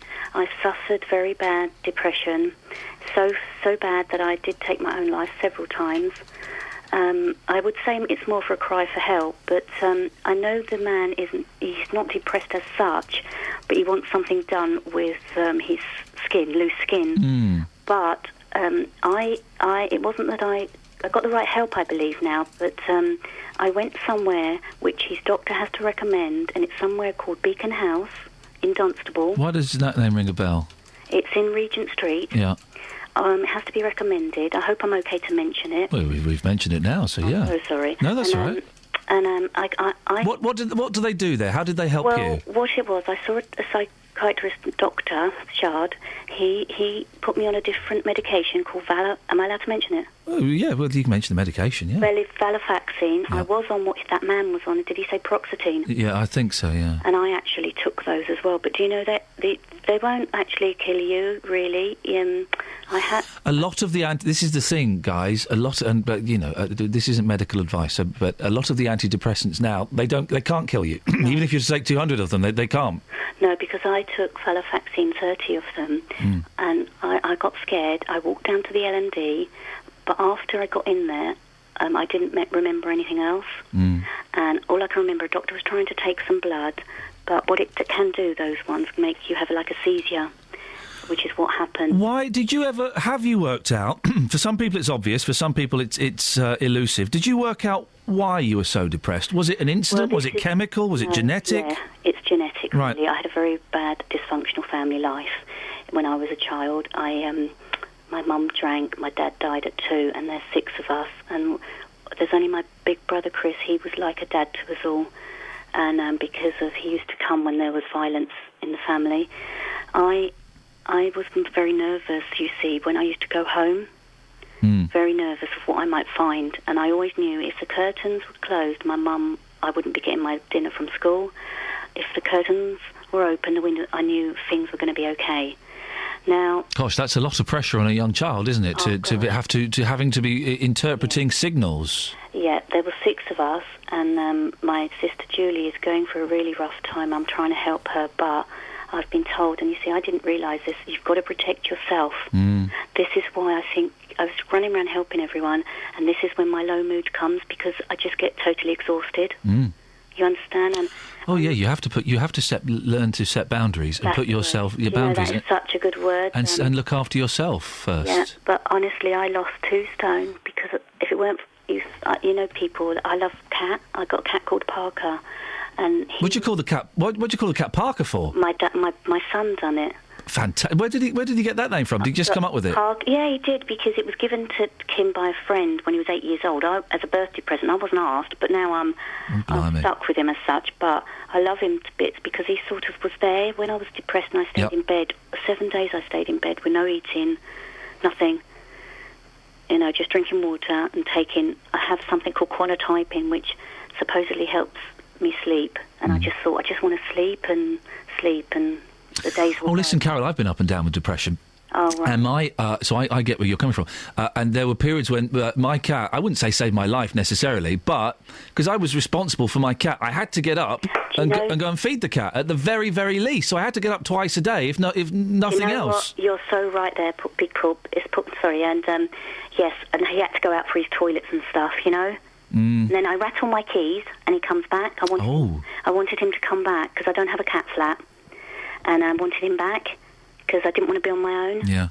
And you see, what this is... So, Beacon House, Dr. Shard, I don't know, it has to be recommended, though. OK, well, listen, Carol, I really appreciate you sharing your story with us. And are you OK now? Are you feeling OK today? I haven't got much time because you've probably got to do things, but the other place I'm going to is it's a thing called Reclaim Life. Oh. They're a charity. And the lady I'm seeing is called... OK, well, don't give us her name, because she may not want it mentioned on the radio. But how are you feeling today, Carol? You all right? No, I'm better. I'm going to see Mind as well, and I've never been there, so hopefully they're going to help me as well. But just say to that Paul man, he needs to get his mind in straight. If he recognises that that's a problem... Yes, of course. Because as I'm sure you're aware, some people don't, and it may not. But listen, he's not here. I don't know. But that's one of the stumbling blocks for a lot of people is they don't recognise that actually their mind is part of the problem. It only feels like now I'm 48 that my life is. I'm waking up to it all. Well, good for you. Well, enjoy it then. The only one thing is really sad is that my daughter. I've got 2 beautiful grandchildren, and she's not letting me see them. And I'm going to try today, but. With some help, but I love them to bits, and she's... Why won't she let you see them? Because there's certain issues, because she's with a violent boyfriend. I was trying to help, and he's not with her, supposedly, but I went there, and she won't even open the door, and I can hear my granddaughter, Nanny Carol, and I really want to see them. Well, again, it goes back to that thing of setting boundaries, doesn't it? And you have to protect yourself, and hopefully, at some point... Hopefully she'll see that she needs you and. Okay, then I know you haven't got a lot of time, but do say that about Beacon House and Lorraine Morgan. She helped me, and I'm going to get more help, and also Reclaim Life. Okay, Carol, listen, thank you very much indeed for that. Paul, if you're listening, you're more than welcome to take that advice on board or not, as you want. Everybody's got a story, man. And I'm so glad that Carol had the courage to speak up about it. It's not something we should be hiding. Everybody's got a story, haven't they? Haven't they just? 08459 455 555. Let's move on to slightly lighter things. Apparently, well, I say lighter. 58 is the age when we're most contented. That's 16 years away for me. That's 4 years away for you. That is outrageous. Not true. We get happier rather than grumpier with age. Nah. Or do we just get used to it? Until we find our greatest contentment at 58, according to a survey. All right, well, here we go then. That's the age. We won't have time for this now, I'm afraid, Kelly. We'll have to do it later. That is the age at which we finally manage to get the work-life balance right, the research suggests. Well, it also found that the age associated with the greatest stress is 35, as people juggle the pressures of a young family. So it should be getting... let's be honest, we both crossed that 35 hill some time ago. No, 2 years ago. Just a while ago, mate. So it should all be downhill for us now, in terms of stress and anxiety and approaching joy. Apparently... If you're 58, can you give us a ring and tell us it's all going to be better? Yes, we want specifically... By the way, I was just telling Kelly that was Jean, who claims to own Elvis Presley's record player. I want to give her a good grilling. And we only had a minute, and I want to give her a good grilling. Yes, if you're 58 years old, or just past it, is 58 the most content that you've ever been? Really? Surely it's all over by then, isn't it? What are you going to do then? I'm going to be so grumpy when I get old. I'm really looking forward to being an old man. Then you'll have an excuse.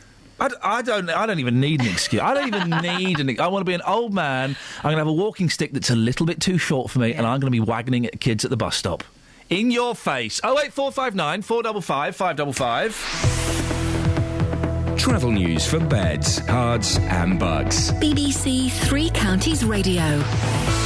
One lane's closed at the moment on the M1, causing delays heading southbound between junction 13 at Salford Road and junction 12 for Flitwick, due to a broken down lorry there, looking very slow on camera. The M1 London bound, that's heavy between junction 9 at Redbourne and junction 7 for Hemel Hempstead. And the M25 heading anti-clockwise is queuing on the sensors at the moment between junction 18 at Chorleywood and junction 16 for the M40. The M40 itself heading northbound is blocked at the moment between junction 2 for Beaconsfield and junction 3 for Loudwater, following an accident there. So far, checking on the trains, delays on Great Northern between Stevenage and Moorgate. Nicola Richards, BBC Three Counties Radio. Thank you, Nicola. So we're talking records. What was the last record you played? Can anybody say that? Come on, just dust off your record players and have a boogie. And there's something else as well, but I forgot it. Local and vocal across beds, hearts and bucks. This is BBC Three Counties Radio.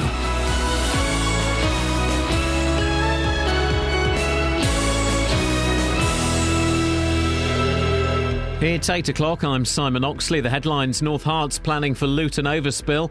Investigations continue after Milton Keynes jewellery theft. And Buckinghamshire man wants further weight loss surgery. BBC Three Counties Radio. Plans are underway to build thousands of homes in North Hertfordshire, which would also accommodate the needs of Luton under government legislation. 3 sites containing over 2,000 homes have been identified in the village of Cocknow and elsewhere to the east of Luton. North Herts District Councillor David Levitt told this programme it's hard enough meeting their own needs. It has to be close to Luton, it has to have the good transport links, and it sort of limits you rather a lot. You don't fancy this? I'm not keen on it. It's difficult enough to meet our own needs. Our own homes are going very much around Baldock, Letchworth, Royston, and the villages. Detectives are trying to establish if there are any links between yesterday morning's theft at Milton Keynes Shopping Centre and a similar raid in Watford in August. Around £1 million worth of jewellery was stolen from Leslie Davis Jewellers in the Centre MK after thieves started a fire as a diversion. 2 months ago, 3 shops in Watford's Harlequin Centre were robbed by a gang who set light to cars in a nearby street as a diversionary tactic. The UN Secretary-General has made an urgent appeal for funds to tackle Ebola after a $1 billion UN appeal raised just $100,000 or £62,000. The British company GlaxoSmithKline says a vaccine against Ebola that it's been working on now won't be ready in time to help fight the current outbreak.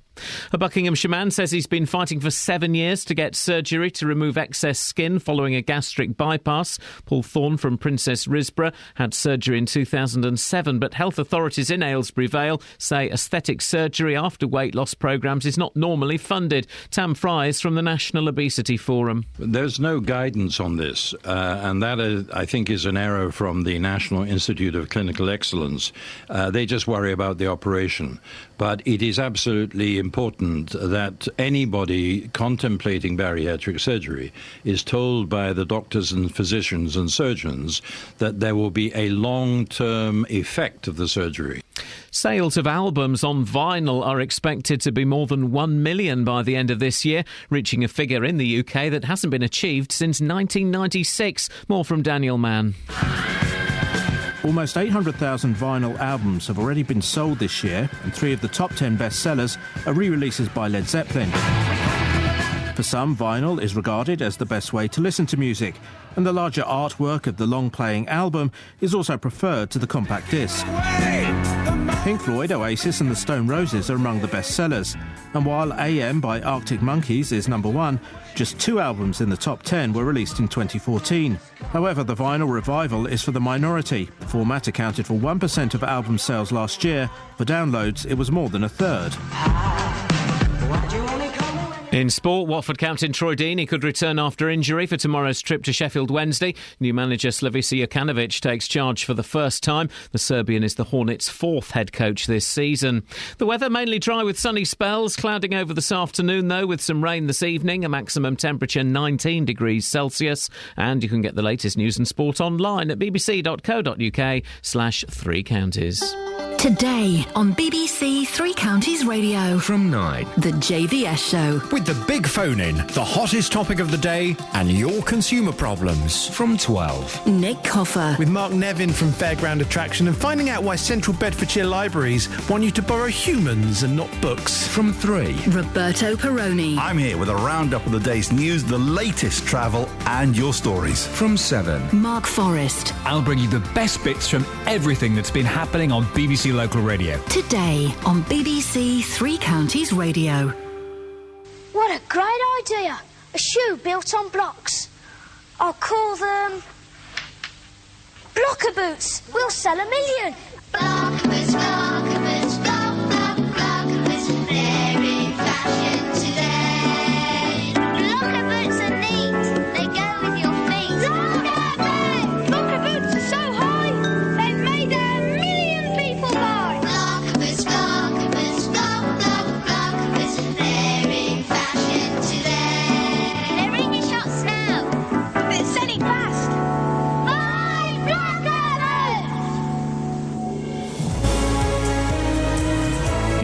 show is now officially sponsored by Blocker Boots. We got the Blocker Boots contract. Catherine, good news? Excellent. I had to work so hard to get that. I know you did. Can I take them off now? Unfortunately, no. We all have to wear these darned Blocker Boots if we want to get that buck. Morning, this is Iain Lee. That's Catherine Boyle. There's Kelly Betts. There we go. 08459 455 555. But why would you call? Well, we're asking when was the last time you played a record. I want people to dust off their record players today and just be 14 again. There's something naughty about playing records. There's something exciting, especially if they're really loud. Oh man! Yeah. And the fact you're holding the record. It's not even opening a drawer and a CD. Look, I'm going to open a drawer and a CD player, and it's just. Do you know what I like? Soulless. When you get the vinyl out of the sleeve, that smell, that little whoosh. Beautiful. We're asking that. What else are we? Are you 58? Call me now. 08459 455 555. If you're 58, you're at your most content that you will ever be. Do you want to hear some boasting from Sue in Aylesbury? Well, shall I press the end of this? No. Okay, fine. Do it over the top. Yeah. It'll be 14. Turn it louder. Pump it. 1, 2, 3. Yes. 58's a great age. My husband had retired. We're bringing up 3 of our grandchildren, the youngest being 8, and we recently lost our son. Hang on a minute. Whoa. However... Whoa, hang on a minute. We still have a great life and the children keep us young. My youngest grandson thinks you're great and it's the only reason he gets up for school so early so he can listen to you first. There we go! That's nice! Across beds, hearts and bucks. This is BBC Three Counties Radio. 2 great tweets, 2 massive tweets. First one from Andrew. Have you seen that picture that Andrew's just... I've just retweeted it. A man enjoying his highway hi-fi system. It's a guy in the 1960s, got a record player in the car. Nice. Yeah, it's brilliant. And then Scott has tweeted, guys, when is the big tour coming to Uxbridge? I don't think that's... What would is it not be? Is that Beds, Herts and Buxbridge? No, so it's not. Unfortunately, Scott, that's not going to be... that's not going to be happening. But we could send out a scouting party, couldn't we? No, we really couldn't. 08459 455 555. We need some 58-year-olds to tell us why it's so good. Now, more than 12,000 homes could be built in Hertfordshire, partly to mop up the overspill from Luton. North Herts District Council's identified 3 sites to the east of the town with a view to housing more than 2,000 families that Luton Borough can't. Well, Councillor Tom Shaw is in charge of housing at Luton Borough Council. Tom, why should North Herts consider helping to meet Luton's housing needs? Well, first of all, a lot of people from North Herts come and employ, they're in employment in Luton. They work at the airport, Vauxhalls, all them kind of places. So I'm pleased that North Herts has recognised through the neighbourliness criteria that they're going to help us in Luton. I was at another meeting last night with Central Beds where they launched their North Luton plan, nothing to do with Luton, and there's absolutely no assistance coming out of that plan for Luton. So I'm pleased that North Herts has sat down and talked to us and they've recognised the need in Luton. We spoke to David Levick, who's a North Herts District councillor. He seemed a bit miffed with the whole thing and he wasn't particularly happy with it. Some of them won't be happy with it, but at the end of the day, we've got 90 people in bed and breakfast. We have got nearly 1,000 people in temporary accommodation. We've got all the jobs in Luton. North Herts has recognised the fact that a lot of the people that work in North Herts actually come to Luton for employment, so they're trying to assist. But a lot of the other councils round us are offering no assistance at all, but they still want the jobs. But that's called commuting, isn't it? I mean, that happens in all kinds of places. People should be allowed to come and work in Luton if they don't live in Luton. I should say I couldn't agree with you more, Ian, but like the meeting I was at last night with the North Luton one was all these highways improvements actually stop on the edge of Luton. You know what it's like on the A6 and Sunderland Park Road in the morning? We're going to end up with 3,000 more houses coming into the town from down those roads. There's already chaos down them. North Herts have recognised an awful lot of this. I think their plan's not a bad plan. It'll help us with our housing need in Luton, and it'll help create more jobs on that side of the town so people aren't commuting right across the town. As I say, we spoke to David Levitt, who is the North Herts District Council's portfolio holder for planning and enterprise. So he's kind of quite high up in the chain there. Yeah. He didn't sound particularly happy. He said he was kind of doing it. You know, his arm had been forced slightly. If they don't approve the plans for the 2,000 homes, if they are just paying lip service, what effect will that have on you, Tom and Luton? It's a massive effect. So we're getting no assistance at all of central beds. North Herts recognise the need.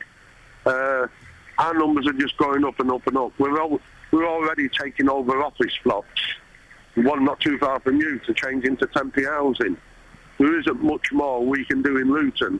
The government has actually put in that other councils should cooperate with each other.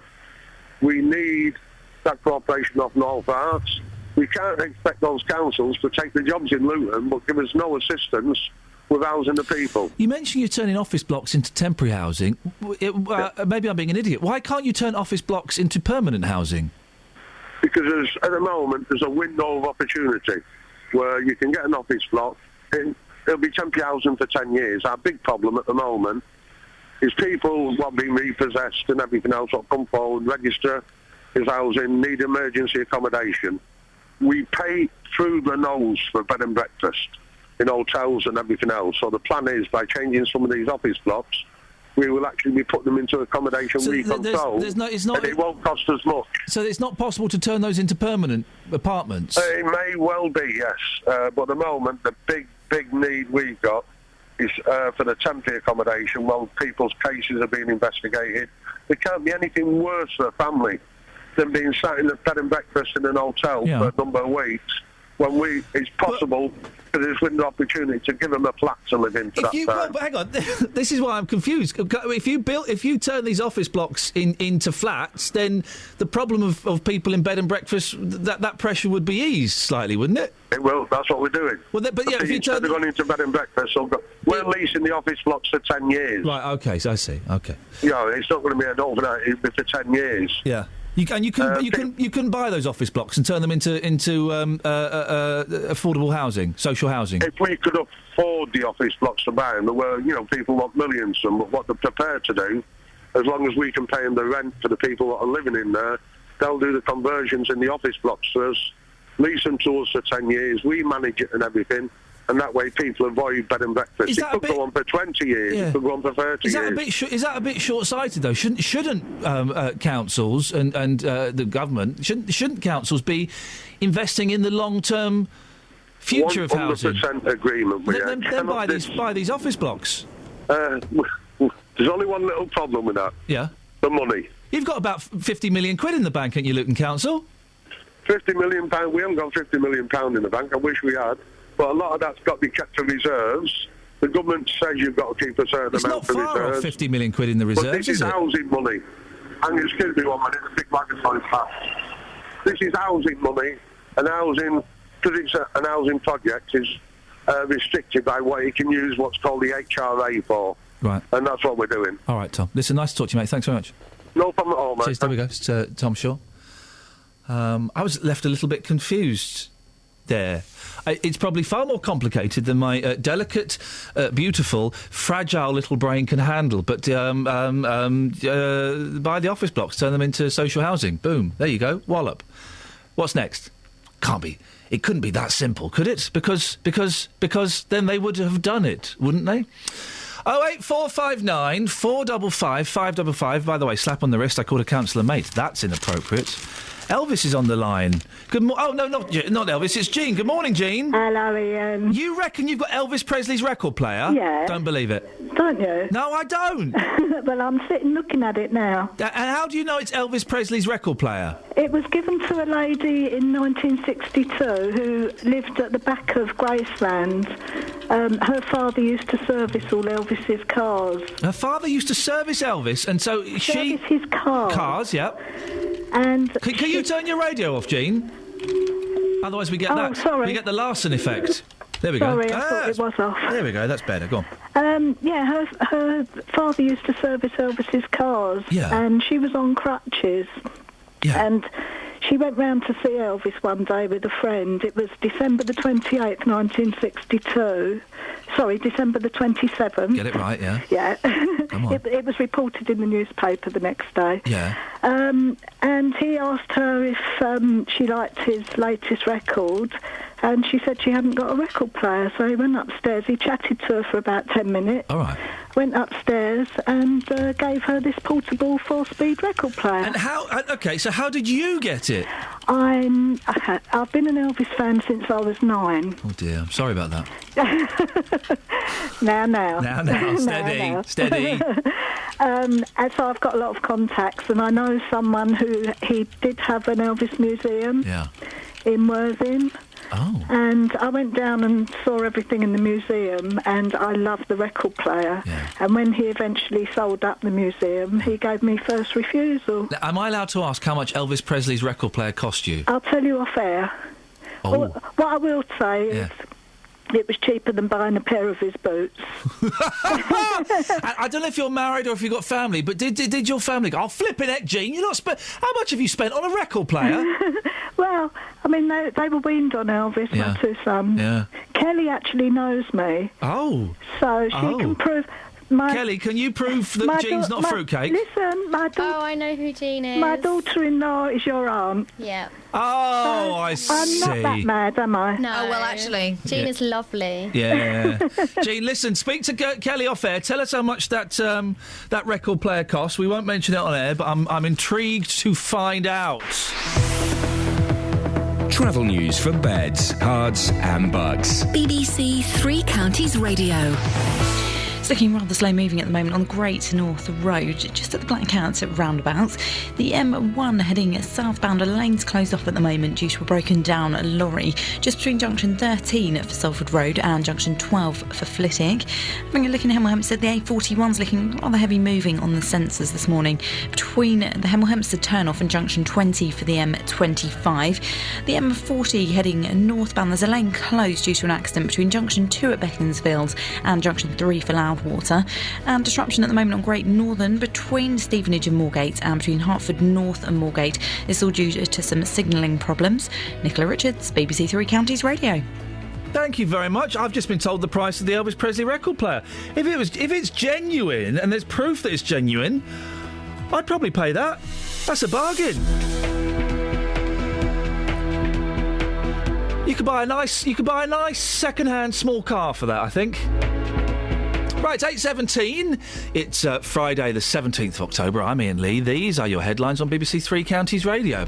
Plans are underway to build thousands of homes in North Hertfordshire, which would also accommodate the needs of Luton. 3 sites east of Luton have been identified. Detectives are trying to establish if there are any links between yesterday morning's £1 million theft at Milton Keynes shopping centre and a similar raid in Watford in August. And a Buckinghamshire man says he's been fighting for 7 years to get surgery to remove excess skin following a gastric bypass. Across beds, hearts and bucks. This is Iain Lee. BBC Three Counties Radio. Morning. Morning. Oh, what's going on there? Oh, that's still going on. We'll stop that. There we go. Right, excellent. Stop. Oh, I thought you'd chosen some special music for me. No, you don't. You don't deserve special music. Branded music. No, that's not happening. Oh. Nope, sorry. You don't deserve it. Oh. Sorry. Charming. Oh, you're very welcome. What's on your show today? Coming up at 9 this morning, should Ched Evans be allowed to play football again now he's served his prison sentence? At 5 o'clock this morning, 25-year-old footballer and convicted rapist Ched Evans was released from prison. Oh. He served 2.5 years of a 5-year sentence after being convicted of having sex with a 19-year-old girl who was too drunk to consent. Ched's girlfriend and family, they protest his innocence and believe he should be allowed to return to football to play for his club, Sheffield United. However, nearly 150,000 people have signed an online petition calling for him to never play football again. Well, from 9 this morning, I want your views. Now he's been released from prison, should he be allowed to play football again? I mean, he's served his sentence. Is it time to let him get back on and do his job? I heard an interesting argument, actually, from somebody saying that if we let him go back and play football, he'll be paying lots of tax. He'll therefore be putting stuff constructive back into society. That's a good thing. That would be a way of him kind of paying back for what he's done. Would you agree with that? 08459 455 555. I'd like your view at 9. Oh, get ready for an afternoon full of excitement. Oh, well, it's an amazing goal. Sam Wood has just clinched the Goal of the Season award. Three Counties Sport is here from 2 with unrivalled coverage of all our local teams. How about that for Mattia Fitra? Wickham, Stevenage, MK Dons, Watford and Luton are all in action. Curtis Shaw, what a goal from Lawless! It was always there, you could see it coming. And Stevenage, well, lightning start for them. We'll bring you all the build-up, live commentary and all the reaction after the final whistle. We were a bit sloppy at times today, but we've won 2-0. Three Counties Sport. Tomorrow from 2, here on BBC Three Counties Radio. Now, people who've been complaining for years about a squat near Watford say they are pleased that something is finally being done about it. In May, hundreds of people descended on the site in Otterspool Lane for a rave, and a girl was sexually assaulted. And last week, armed police were called to arrest a man for wielding a sword. A court hearing regarding any possible eviction takes place next week. Tony Fisher's been looking into this. You've visited the site, haven't you, Tony? Yes, I have, Ian, and some people I've spoken to describe it as a horror movie. I'd agree with that. I saw rats, open sewers. The actual property itself is like a crack den inside. The dust everywhere, furniture piled up. The owner, a vulnerable old man, was in bed. There were various shacks around the property. There was a large dog on chains. I've heard that other dogs have since been removed. When I went round there were young girls. There was a young boy, Eastern Europeans, and there was a man of Spanish extraction who actually came out and basically I asked him if we could come in, and he let us in. Oh, OK. What are people saying about it? Well, they're saying there's drug dealing going on there. Expensive cars are pulling up outside, then going away. They're saying that the people there ran a pipe down the side of a cottage with sewage. The whole thing was a nightmare. There was a small bay pony that vanished at the same time that a sack of remains was found in a field, and the theory is that the dog attacked it. People say that ladies are nervous walking their dogs past. There are dogs that you don't want to cross, they say. Police don't seem to take their concerns seriously enough. And people would just like to know what's going on there for their own safety. A lot of people on the site are runaways, they say, or children where the parents don't seem to care about them. It all got out of hand, though, when there was a rave back in May. This person I spoke to is too scared to be identified, so her words are spoken by one of our colleagues here. We had a police helicopter flying round. A young girl got raped. Eventually, the police closed off Otterspool Lane. Then we had groups of young people congregating in Berrygrove Lane, causing trouble, stopping cars coming down, frightening people, banging on the cars. They kept us awake all night long. Music was so loud you could hear it inside the property with the windows shut. Now, that lady there mentioned rape. Hearts police say a 20-year-old woman was seriously sexually assaulted at a rave on Sunday, May the 18th. The man was subsequently arrested and has been released with no further action. OK, so what are the authorities saying officially? Well, both Hertfordshire County Council, which owns some of the land that the squat is on, around the squat, and Hertsmere Borough Council say they've received complaints about it. Hertfordshire County Council says its Children's Services is working closely with Herts Police and Hertsmere Borough Councils to establish the identities of the young people frequenting the site and to ensure that any under 18s are safeguarded and returned to their parents or placements as soon as possible. The council says it first became aware there were squatters on its land on the 21st of May. That's just after the rave took place. In July, they say they placed protection notices on the site which required the occupiers to leave. Following non-compliance with this notice, we made an application, they say, to Watford County Court for a hearing to seek an eviction order. That hearing, we just found out, takes place next week.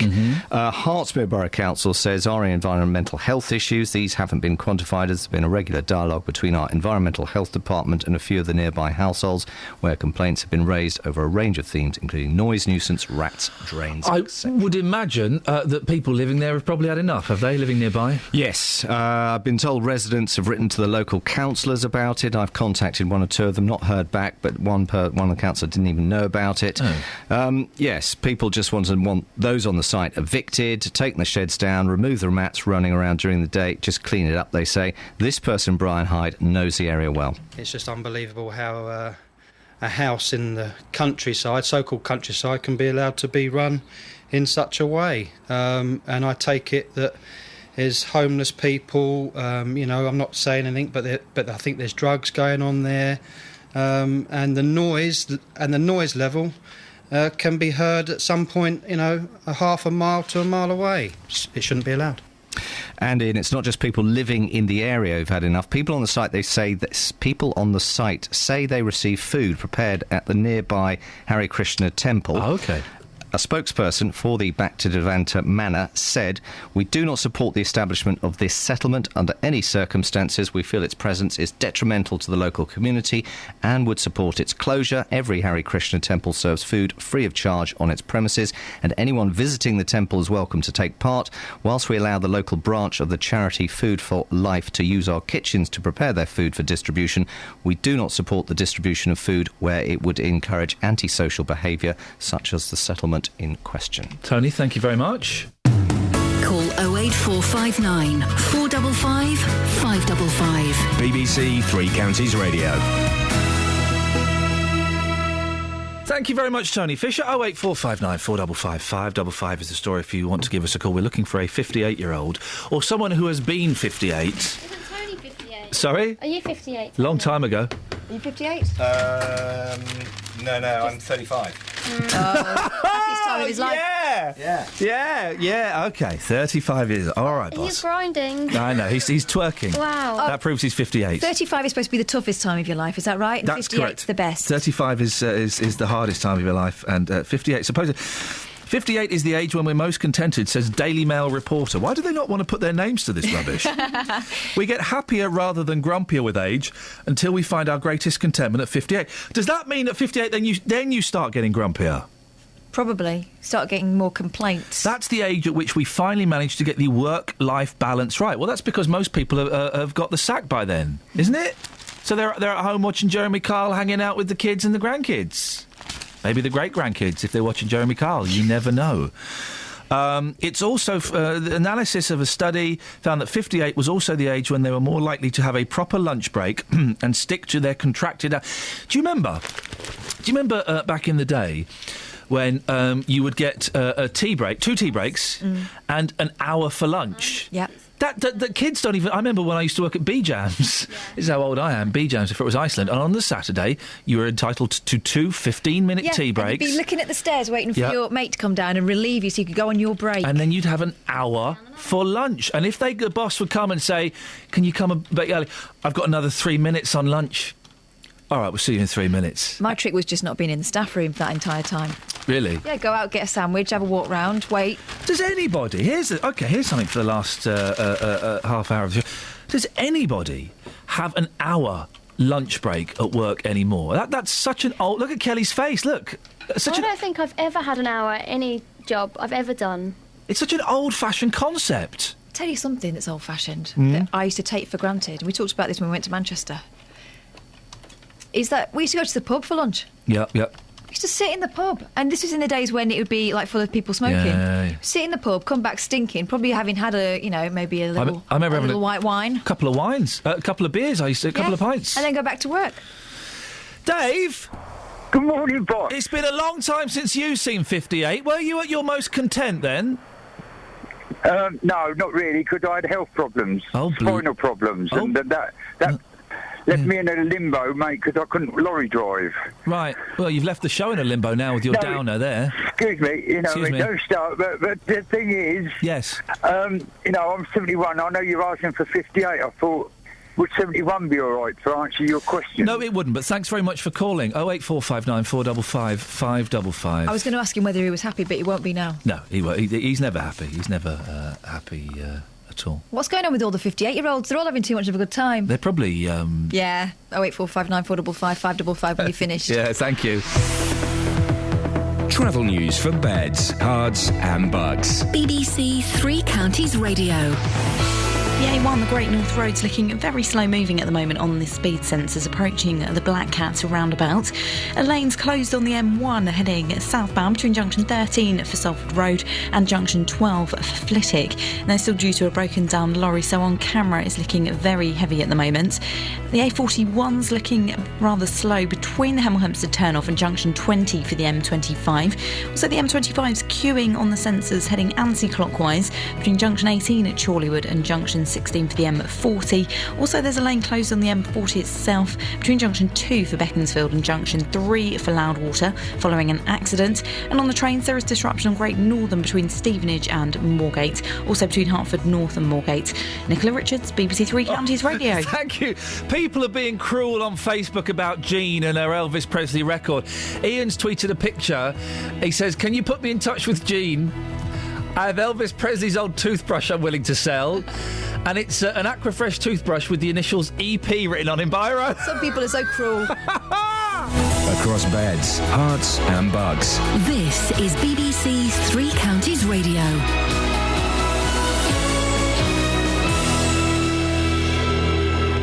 It's 8:30, I'm Simon Oxley. Plans are underway to build thousands of homes in North Hertfordshire, which would also accommodate the needs of Luton. 3 sites east of Luton have been identified.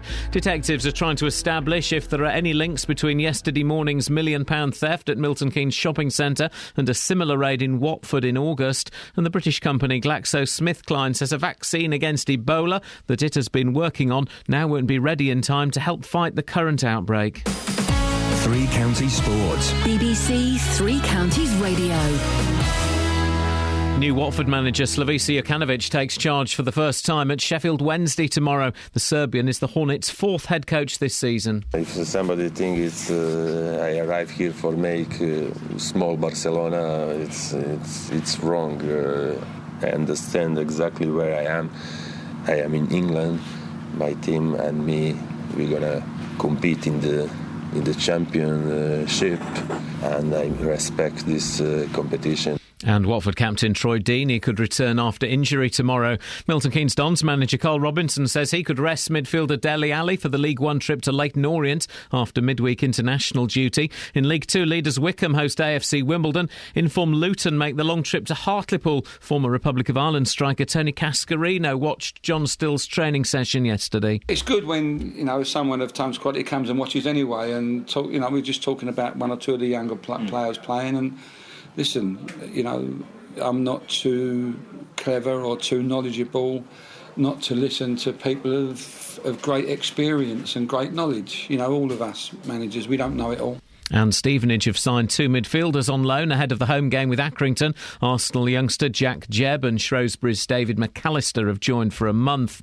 And Wycombe's Adams Park hosted the FA Women's Super League Continental Cup final last night, with Manchester City's ladies beating Arsenal 1-0. In rugby, Bedford host the Welsh side Cross Keys tomorrow in their first home match of the British and Irish Cup. And in ice hockey, Milton Keynes Lightning return to the newly built Planet Ice Rink tomorrow evening. After over a year of playing their matches in Coventry, the Lightning host Sheffield. BBC Three Counties News and Sport. The next full bulletin is at 9. If you hear a whisper, give us a shout. Iain Lee. BBC Three Counties Radio. Boyle's there, Betsy's there, everybody's there. Yeah. You can do what you're going to do, Kelly. I'm not going to talk to you. I'm talking to you now, but you don't have to respond. You can... or you're doing a double header. Look, she's got 2 sets of headphones on. We've had an anonymous text about the story we did about the gastric bypass. Oh, yeah. The excess skin that was left behind. Yes, there's a fella that had an operation on the NHS, a gastric bypass. He lost 2/3 of his body. He went from 30 stone to 10 stone, but now he's got loads of excess flesh. But it wasn't on his stomach, was it? Remind us where the excess flesh was. Below the waist. So where? Just remind us specifically where it was. Hips and below. It was the buttocks, the scrotum, the legs. It was all down there. Yeah, and he's worried that if he ever does manage to get a girlfriend, that's going to put them off. He's got all these kind of fears about what it will prevent him from doing in his life. He's not very happy. No, not at all. And he's been trying for 7 years to get the NHS to pay for what he sees as aftercare. Other people disagree, including this person, and this is why they've not put their name on it, I suggest. The man who ate all the food to get morbidly obese. Yeah. Oh. He had an operation on the NHS, so he should have been saving all the extra money from buying all that food. All right. He should not get the op for free. The only time that op should be free is when someone has lost all the weight by diet and exercise and hard work. Then they deserve it. Gosh. OK, well, that's a point of view, isn't it? It's a slightly cold point of view, but it's certainly a point of view. I can kind of understand why people would feel that when you hear stories of people not getting the treatment that they deserve, or cancer drugs or things like that, and you see something like someone having a gastric operation. I mean, the other side of it is, if the NHS is going to pay for the first operation, surely the second operation, because you do lose a lot of weight very, very quickly, and you are going to be left with unsightly excess skin. That's just the way it goes, because your body's just not programmed to lose that amount of weight so quickly. Surely, that's just part of the clear-up afterwards. Thank you, Kath. I'm going to leave your mic open because I wouldn't mind a bit of help with this one. Go on, then. If that's all right. A Bedfordshire dad is so worried about Ebola, he's threatened to keep his children away from school if they're not allowed to wear face masks. John O'Brien from Turvey says he's not prepared to take any chances with his children's health, despite there having been only one instance of Ebola in this country, and that was someone that was brought back into the country. That wasn't a spontaneous case that started here. Well, John O'Brien joins me on the line now. Morning, John. Good morning, Ian. So tell me what it is you're concerned about and what it is you want your children to do. Well, basically, I approached the school and said, look, as a concerned parent, can my child wear a mask at school? They said it wouldn't be appropriate. But really, this isn't about John O'Brien. This is about making people think, because the school is saying, well, there was no reported cases.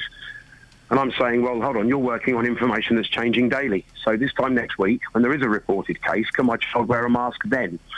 But unfortunately, if that was the case and children were to wear masks then, well, they could have potentially already caught something. So prevention is better than a cure. How old it's your daughter, isn't it? How old's your daughter? 13. 13, OK. And, listen, I'm a parent. Of course, we want to protect our kids and do the best for our kids. But it's quite hard to catch, isn't it, Ebola?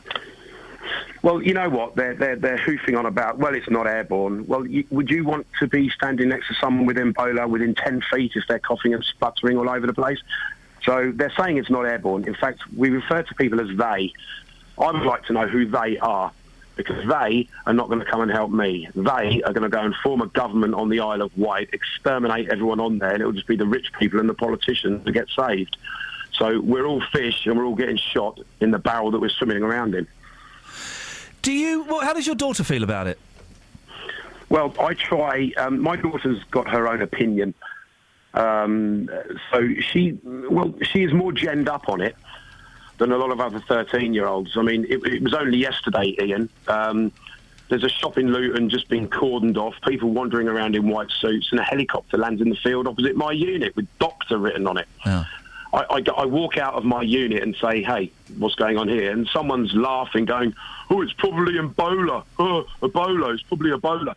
And until the general public wise up and start thinking about this and stop sending silly text message jokes around and take this seriously, nothing's going to change. So, but it was my right as a parent, a concerned parent, to send my daughter to school with a mask. They've said no. The reason they've said no is because if my daughter goes to school with a mask tomorrow, 10 more children will go to school with a mask the next day. That's what they're trying to save. Do you wear a mask when you go to work? I wore a mask, walked into the petrol station yesterday. The serf behind the counter said, hope you haven't got Ebola. And I'm just sickened by the attitude. This is something that doesn't affect black people or white people. It affects humans.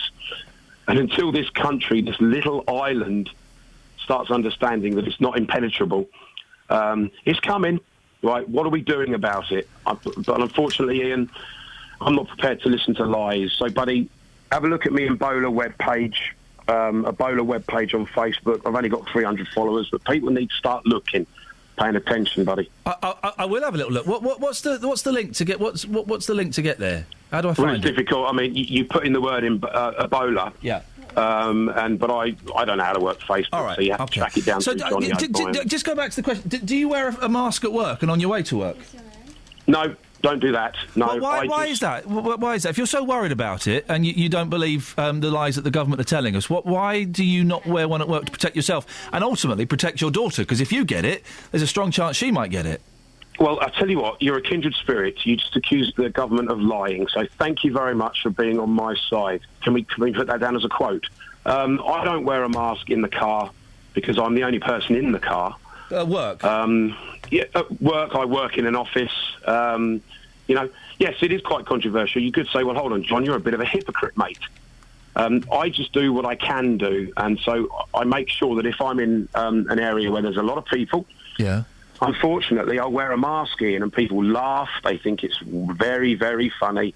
But, they'll be laughing on the other side of their face. I'm just curious as to why you're being so insistent about your daughter wearing a mask at school, where it is very unlikely that she's going to get it, but yet you're not prepared to make that stand yourself in the workplace.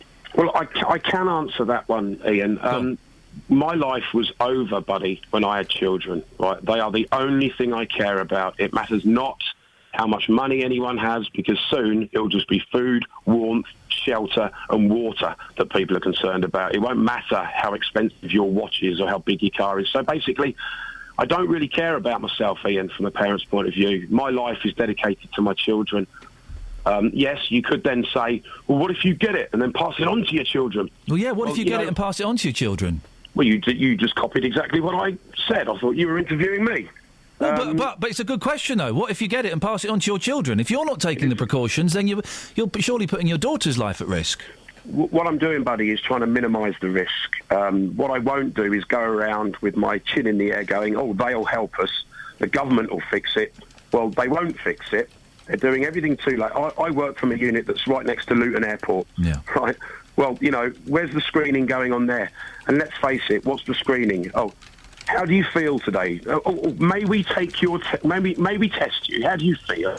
Well, you know what? If I had Ebola, I'd be heading straight for the UK. It's Ebola. Ebola. Yeah, I know. That's my dyslexia. Okay. If I had that, I'd be heading straight to the UK for a bit of free treatment. So, until the government take it seriously, I'm doing this for everybody, buddy. That's why we're on the radio now. People have to start thinking about this. It's not a problem that's going to go away. They are not going to help us. Okay. We are on our own. John, it's an emergency state. Well, it's not an emergency state here, is it? Because there has only been one instance, and that was someone that was flown in. Are you not worried that you're scaring your daughter and her friends unnecessarily? No, unfortunately not, Ian, because I think the truth is the best thing for any individual to have. I am more concerned. The reason I've done this is that I am more concerned with lies. I want the truth. Where do you get your truth from? I'll get it from everywhere else. Google. I think Google's the latest oracle of truth nowadays. If you Googled me for a while, I was described as a gay cowboy. And, are you gay? I'm neither gay nor a cowboy. I was also, if you Googled me, there was a picture of a black man would come up. I'm neither black. so Google is very flawed, isn't it? Understood, brother. But the problem is that's where everybody goes, and that's if the government want to put some propaganda out, that's exactly where they'll be putting it, on Google. Yes, the internet's flawed, but, if you sift through enough and put the pieces together... Ian, just ask your listeners to think about this. Yep. Stop the jokes on Ebola. It's not funny. It's not Ebola. A black thing. Yeah, we've covered that one. Yeah. Well, I just think if it's such an important thing, we should probably get the name right. Well, obviously, I'm not taking it that seriously, Ian. Obviously, that's why you decided to ring me today and interview me. I don't know what that means. Well, if you can take the mickey out of me for not being able to say the word correctly, well, I'm actually at work right now trying to earn a living. John, listen, mate. Honestly, I'm not taking the mickey. I just think if it's something that is so important, I just think we should pay the disease the respect of at least getting the name right. Well, that disease doesn't have any respect from me. Yes, and I was spelling it with an M for ages. I thought it was Ebola. But obviously, that's the word that's stuck in my mind. But the point is, think about it. John, I appreciate your time this morning. I hope you're safe. And you, brother. Cheers, mate. Thank you very much indeed. It's John O'Brien. That's his thoughts. 08459 455 555 is the telephone number if you want to give us a call on that, on what you've heard. I would suggest unnecessary panicking, but let's hear your thoughts. We'll put that in the pod, please, Kels, if there's time to squeeze that in. We'll put that in the podcast if there's time for that. Thank you. Gareth's in High Wycombe. Morning, Gareth. Morning. What would you like to say about John O'Brien? Well, when it comes to Ebola, I've been looking at it as well. Everyone has. It's something that you sift through and look at. When you look at the facts, it's been around since 1975, and in that time, it's killed 5,000 people and infected double that. The only reason it's killed that many people is due to poor sanitation and, poor living conditions from where they come from. When you look at the facts and statistics of it coming over here, 1 in 9 people have a chance of maybe dying. that's a small chance that probably won't happen. Well, hang on, Gareth. With the greatest respect, you've got that information from the government, who are lying to you, and if it does kick off, they're going to go to the Isle of Wight, kill everyone, and live there. So you've been but you've been lied to, Gareth. I know, but then everyone lies to everyone. So how can we know that he wasn't part of the government lying to us? Oh, flipping heck! Now this is suddenly like that film where they go inside each other's dreams. What's that film? Is it Inception? Where they just all end up... It's like a dream within a dream within a dream. It's always got confusing. I've got to let you go, Gareth, because my mind's about to bleed. 08459 455 555. So who do we believe now? We can't believe Google. The government. I never believe Google. Well, I know. Listen. Wikipedia's let me down on a number of occasions. John O'Brien, he believes it, and he's sticking to it. You've got to respect him for having. You've got to respect him for having beliefs and seeing them through, even if it makes. Hey, listen. If in 3 months' time, when there's an epidemic of Ebola here, there won't be. But if in 3 months' time there is, and him and his daughter are safe. Well, his daughter will be. He doesn't care about himself.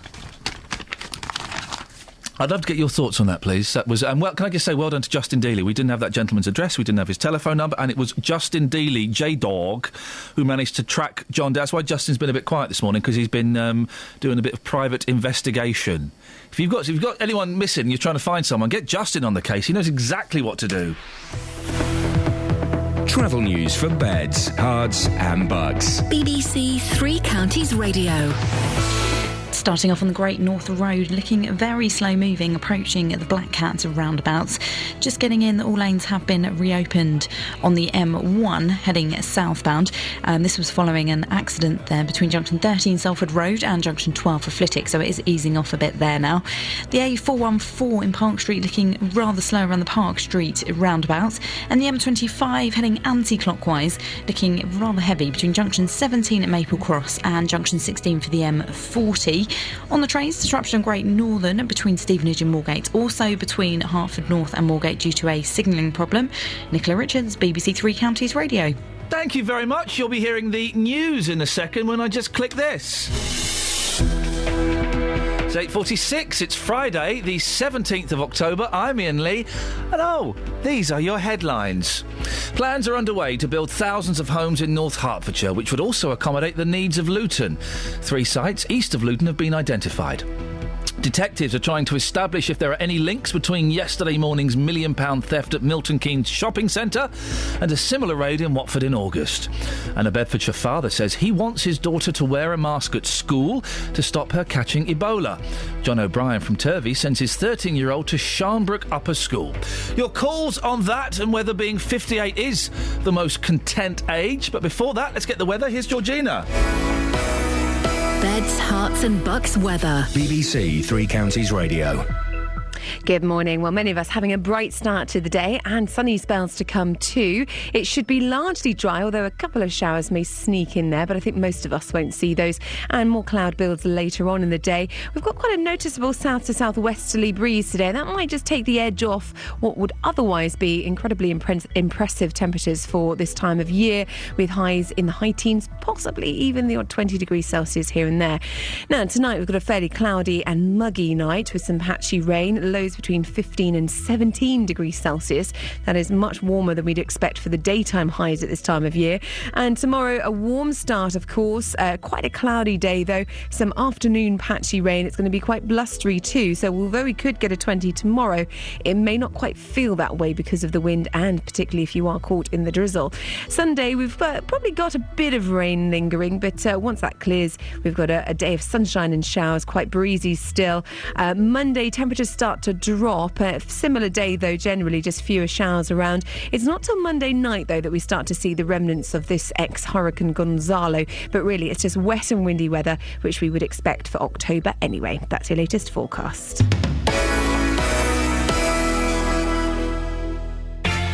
Every Saturday morning from 6, David Prever. couple of things we're asking you for this morning. Why should we care about this? What's the problem? Eurythmics and There Must Be an Angel Playing With My Heart. They've been seen as a bit of a sideline in British politics, haven't they, UKIP? David Prever. Time for our Free in 30. Some newspaper front pages for you this morning. You've gone for the front of the Express. What are they worrying about today? Clearly it is about money, though, isn't it? You've just spent the last few minutes saying the club's about to go out of business. David Prever. Every Saturday morning from 6. Now we're ready to go. Now I'm awake. On BBC Three Counties Radio. We just spoke to John O'Brien, who is being very cautious about Ebola. I'm trying to find his Facebook page. He says there's about 300 or so. Yeah, I had some trouble. If anyone can find it, John O'Brien, it's John with a Jon, and his Embola Facebook page, then do let us know, because I would love to have a little look at it to read some more. Really? Pete and Dunstable's wondering who gets the space on the Isle of Wight after that. I mean, we're getting quite a lot of facetious texts. Yeah, and it would have been easy to have had a pop at John, and I felt he was a little bit on the back foot at some stages. There was no need for him to feel that. I hope that I gave him a fair crack of the whip, even though I'm sure some people. Well, I've had a few emails saying, quite rude things about his attitude, really. But I don't know. I don't know what's going on. If I'm completely honest, I can't find his page, unfortunately. So if anyone does find it, let me keep looking. Do send it in. Yeah, okay. 58-year-olds must be so content. They're so content they don't need to. They're too blissed out to reach for the phone. They haven't got the time to call in and let us know. Dad? Sorry. My dad's 58. I think my dad's 58. Oh, this might be him. 08459 455 555. If you're not Kelly's dad. Here's the thing. I used to have a thing when I was about. Oh, not another thing. Yeah, no, we were talking about weird crushes. Angela Rippon. Right. But I was 7. Okay. And I remember my sister caught me kissing a picture of Angela Rippon in the Radio Times, and she threatened to tell my mum. That's partly why I've got so much shame around sex. And so I had a thing. But anyway, Angela Rippon, she's 70... No one ever caught me in Morton Harket. She's 70 years old, and there's a picture of her. This is inappropriate for a 70-year-old. This is inappropriate for anyone unless you're the Catwoman. In an entire leather outfit. Now, this is interesting, right? Because I recently purchased a pleather skirt. It's not a tarty one. It's sort of A-line, just above the knee. I think it looks pretty cool. I was going to wear it with a nice sweater. I don't dare wear it for work. Probably the best idea. Yeah, because I think it's got a bit of a connotation. Yeah, of course it has. Head-to-toe leather, I think, is only for people who also have a head-to-toe bicycle. She's got a roll-neck black jumper, a leather jacket, leather trousers, a knee-length leather high-heel boots. And it looks a little... You should wear that skirt one day next week. Just for see. It looks... I'll be the judge of that. Be the judge of that. I'll do it as an experiment. Yeah. Hello. Good experiment. So, what... So, but I think for a 70-year-old woman, I mean, wear what you want, but she looks... 2 words. Yeah. Try hard. But she doesn't care, does she? The BBC's first female news anchor announced last year, I decided when I was 50 that I was going to grow old disgracefully. I'm keeping to it. Fair enough. I was at a lunch and we talked about the fashion police dictating that women of a certain age shouldn't wear black leather trousers or knee-high suede boots. Well, knickers to that. I've got black leather trousers and I wear suede boots up to my knees and beyond. I shall wear what I feel good in, and frankly, that's nobody else's business. True. But the impression it gives... Tarty. Try hard. It's like, look at me, isn't it? Well, let's go next week. Helen's in Luton. Morning, Helen. Morning. What you got for us? I think that man was a bit paranoid. John O'Brien? Yeah. Tell me why. Well, we haven't had any cases here in this country, and they don't know whether it's airborne or how, and to send his daughter to school with a mask on, I think is a little bit over the top, a bit overprotective. The thing that's uncomfortable with me, Catherine, I wonder if you'll agree, is the fact that he wants her to wear the mask at school, but he won't wear the mask at work. Yeah, because he kind of had the attitude of, if I get it, I get it. Well, hang on a minute, if you get it, your kids will get it, won't they?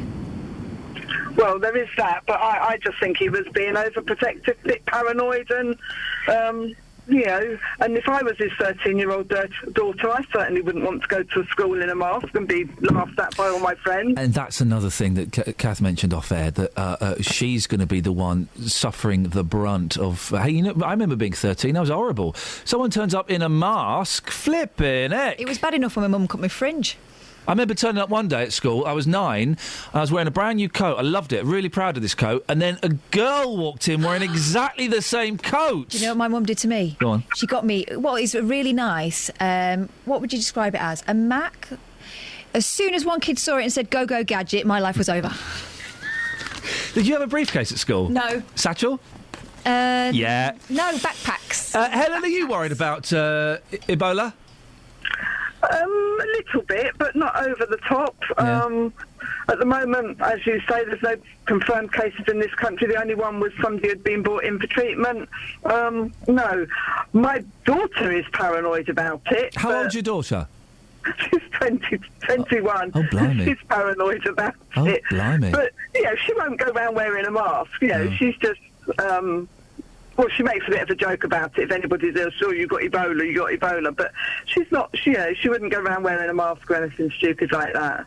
Helen, thank you very much indeed. I've just thought as well, and I know why, and I know that John was furious that people were joking about it. People joke about it as a defence mechanism. Or because they think he's nuts. No, but what I mean is when they make jokes about Ebola itself. People do that because it's frightening. There was the fella last week on the aeroplane who sneezed and went, "Oh, sorry, I think I've got Ebola." And then the plane was grounded and loads of people in hazmat suits came in. And he was taken off for a probing, wasn't he? OK. God, for goodness sakes.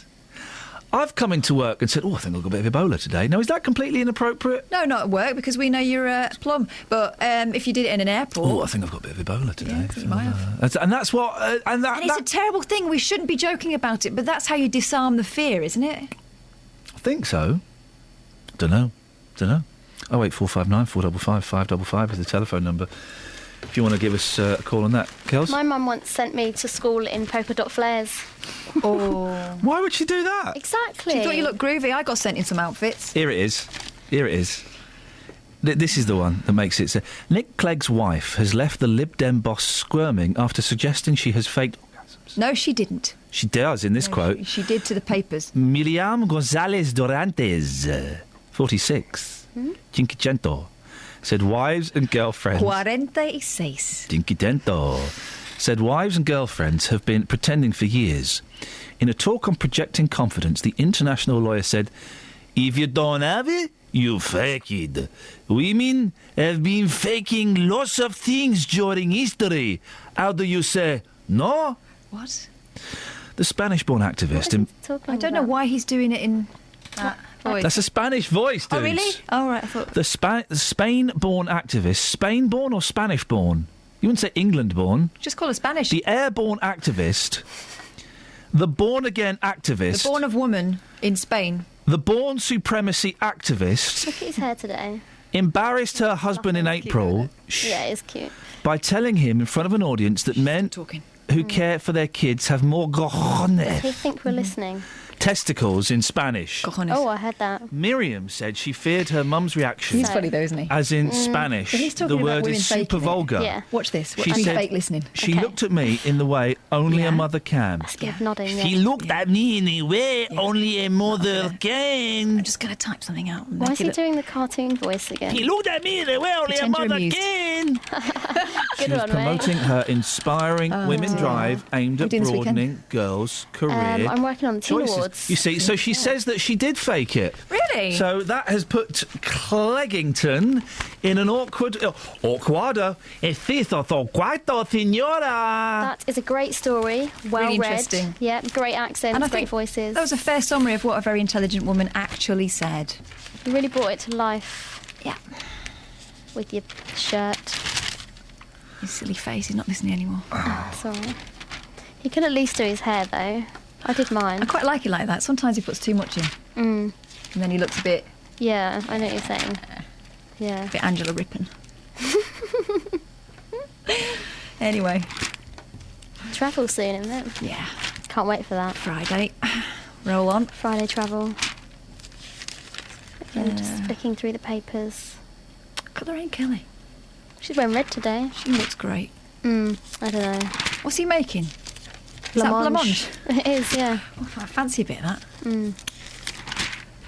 Mate, is there anything good in the papers, or you just... Not a lot, I'm just flicking away. What about the papers? Travel news for beds, cards and bugs. BBC Three Counties Radio. Starting off on the M1, London bound, very heavy moving between Junction 9 and Redbourne and Junction 7 for Hemel Hempstead. Taking a look in Park Street, looking rather slow on the A414 at the moment, just at the Park Street roundabouts. The M25 on the sensors looking very slow, heading anti-clockwise between Junction 17 at Maple Cross and Junction 16 for the M40. Take a look at the cameras in Boreham Wood, and the Barnet bypass is queuing at the moment, heading southbound between Stirling Corner and Middle Hill Circus. On the trains, there is disruption on Great Northern between Stevenage and Moorgate, also between Hertford North and Moorgate. This is all due to a signalling problem. Nicola Richards, BBC Three Counties Radio. Nicola, thank you very much indeed. That's it, that's your lot. A new podcast will be unleashed, in a couple of hours' time. Some good stuff in it this week. I think we'll put John O'Brien in there as well, so you can have another listen to that. Maybe email me your thoughts over the weekend. Right. Thank you, Catherine. Thank you, Kelly. Excellent work today, Justin. We didn't hear much of you, but what you got was gold. Till Monday at 6 from us. Ta-ta.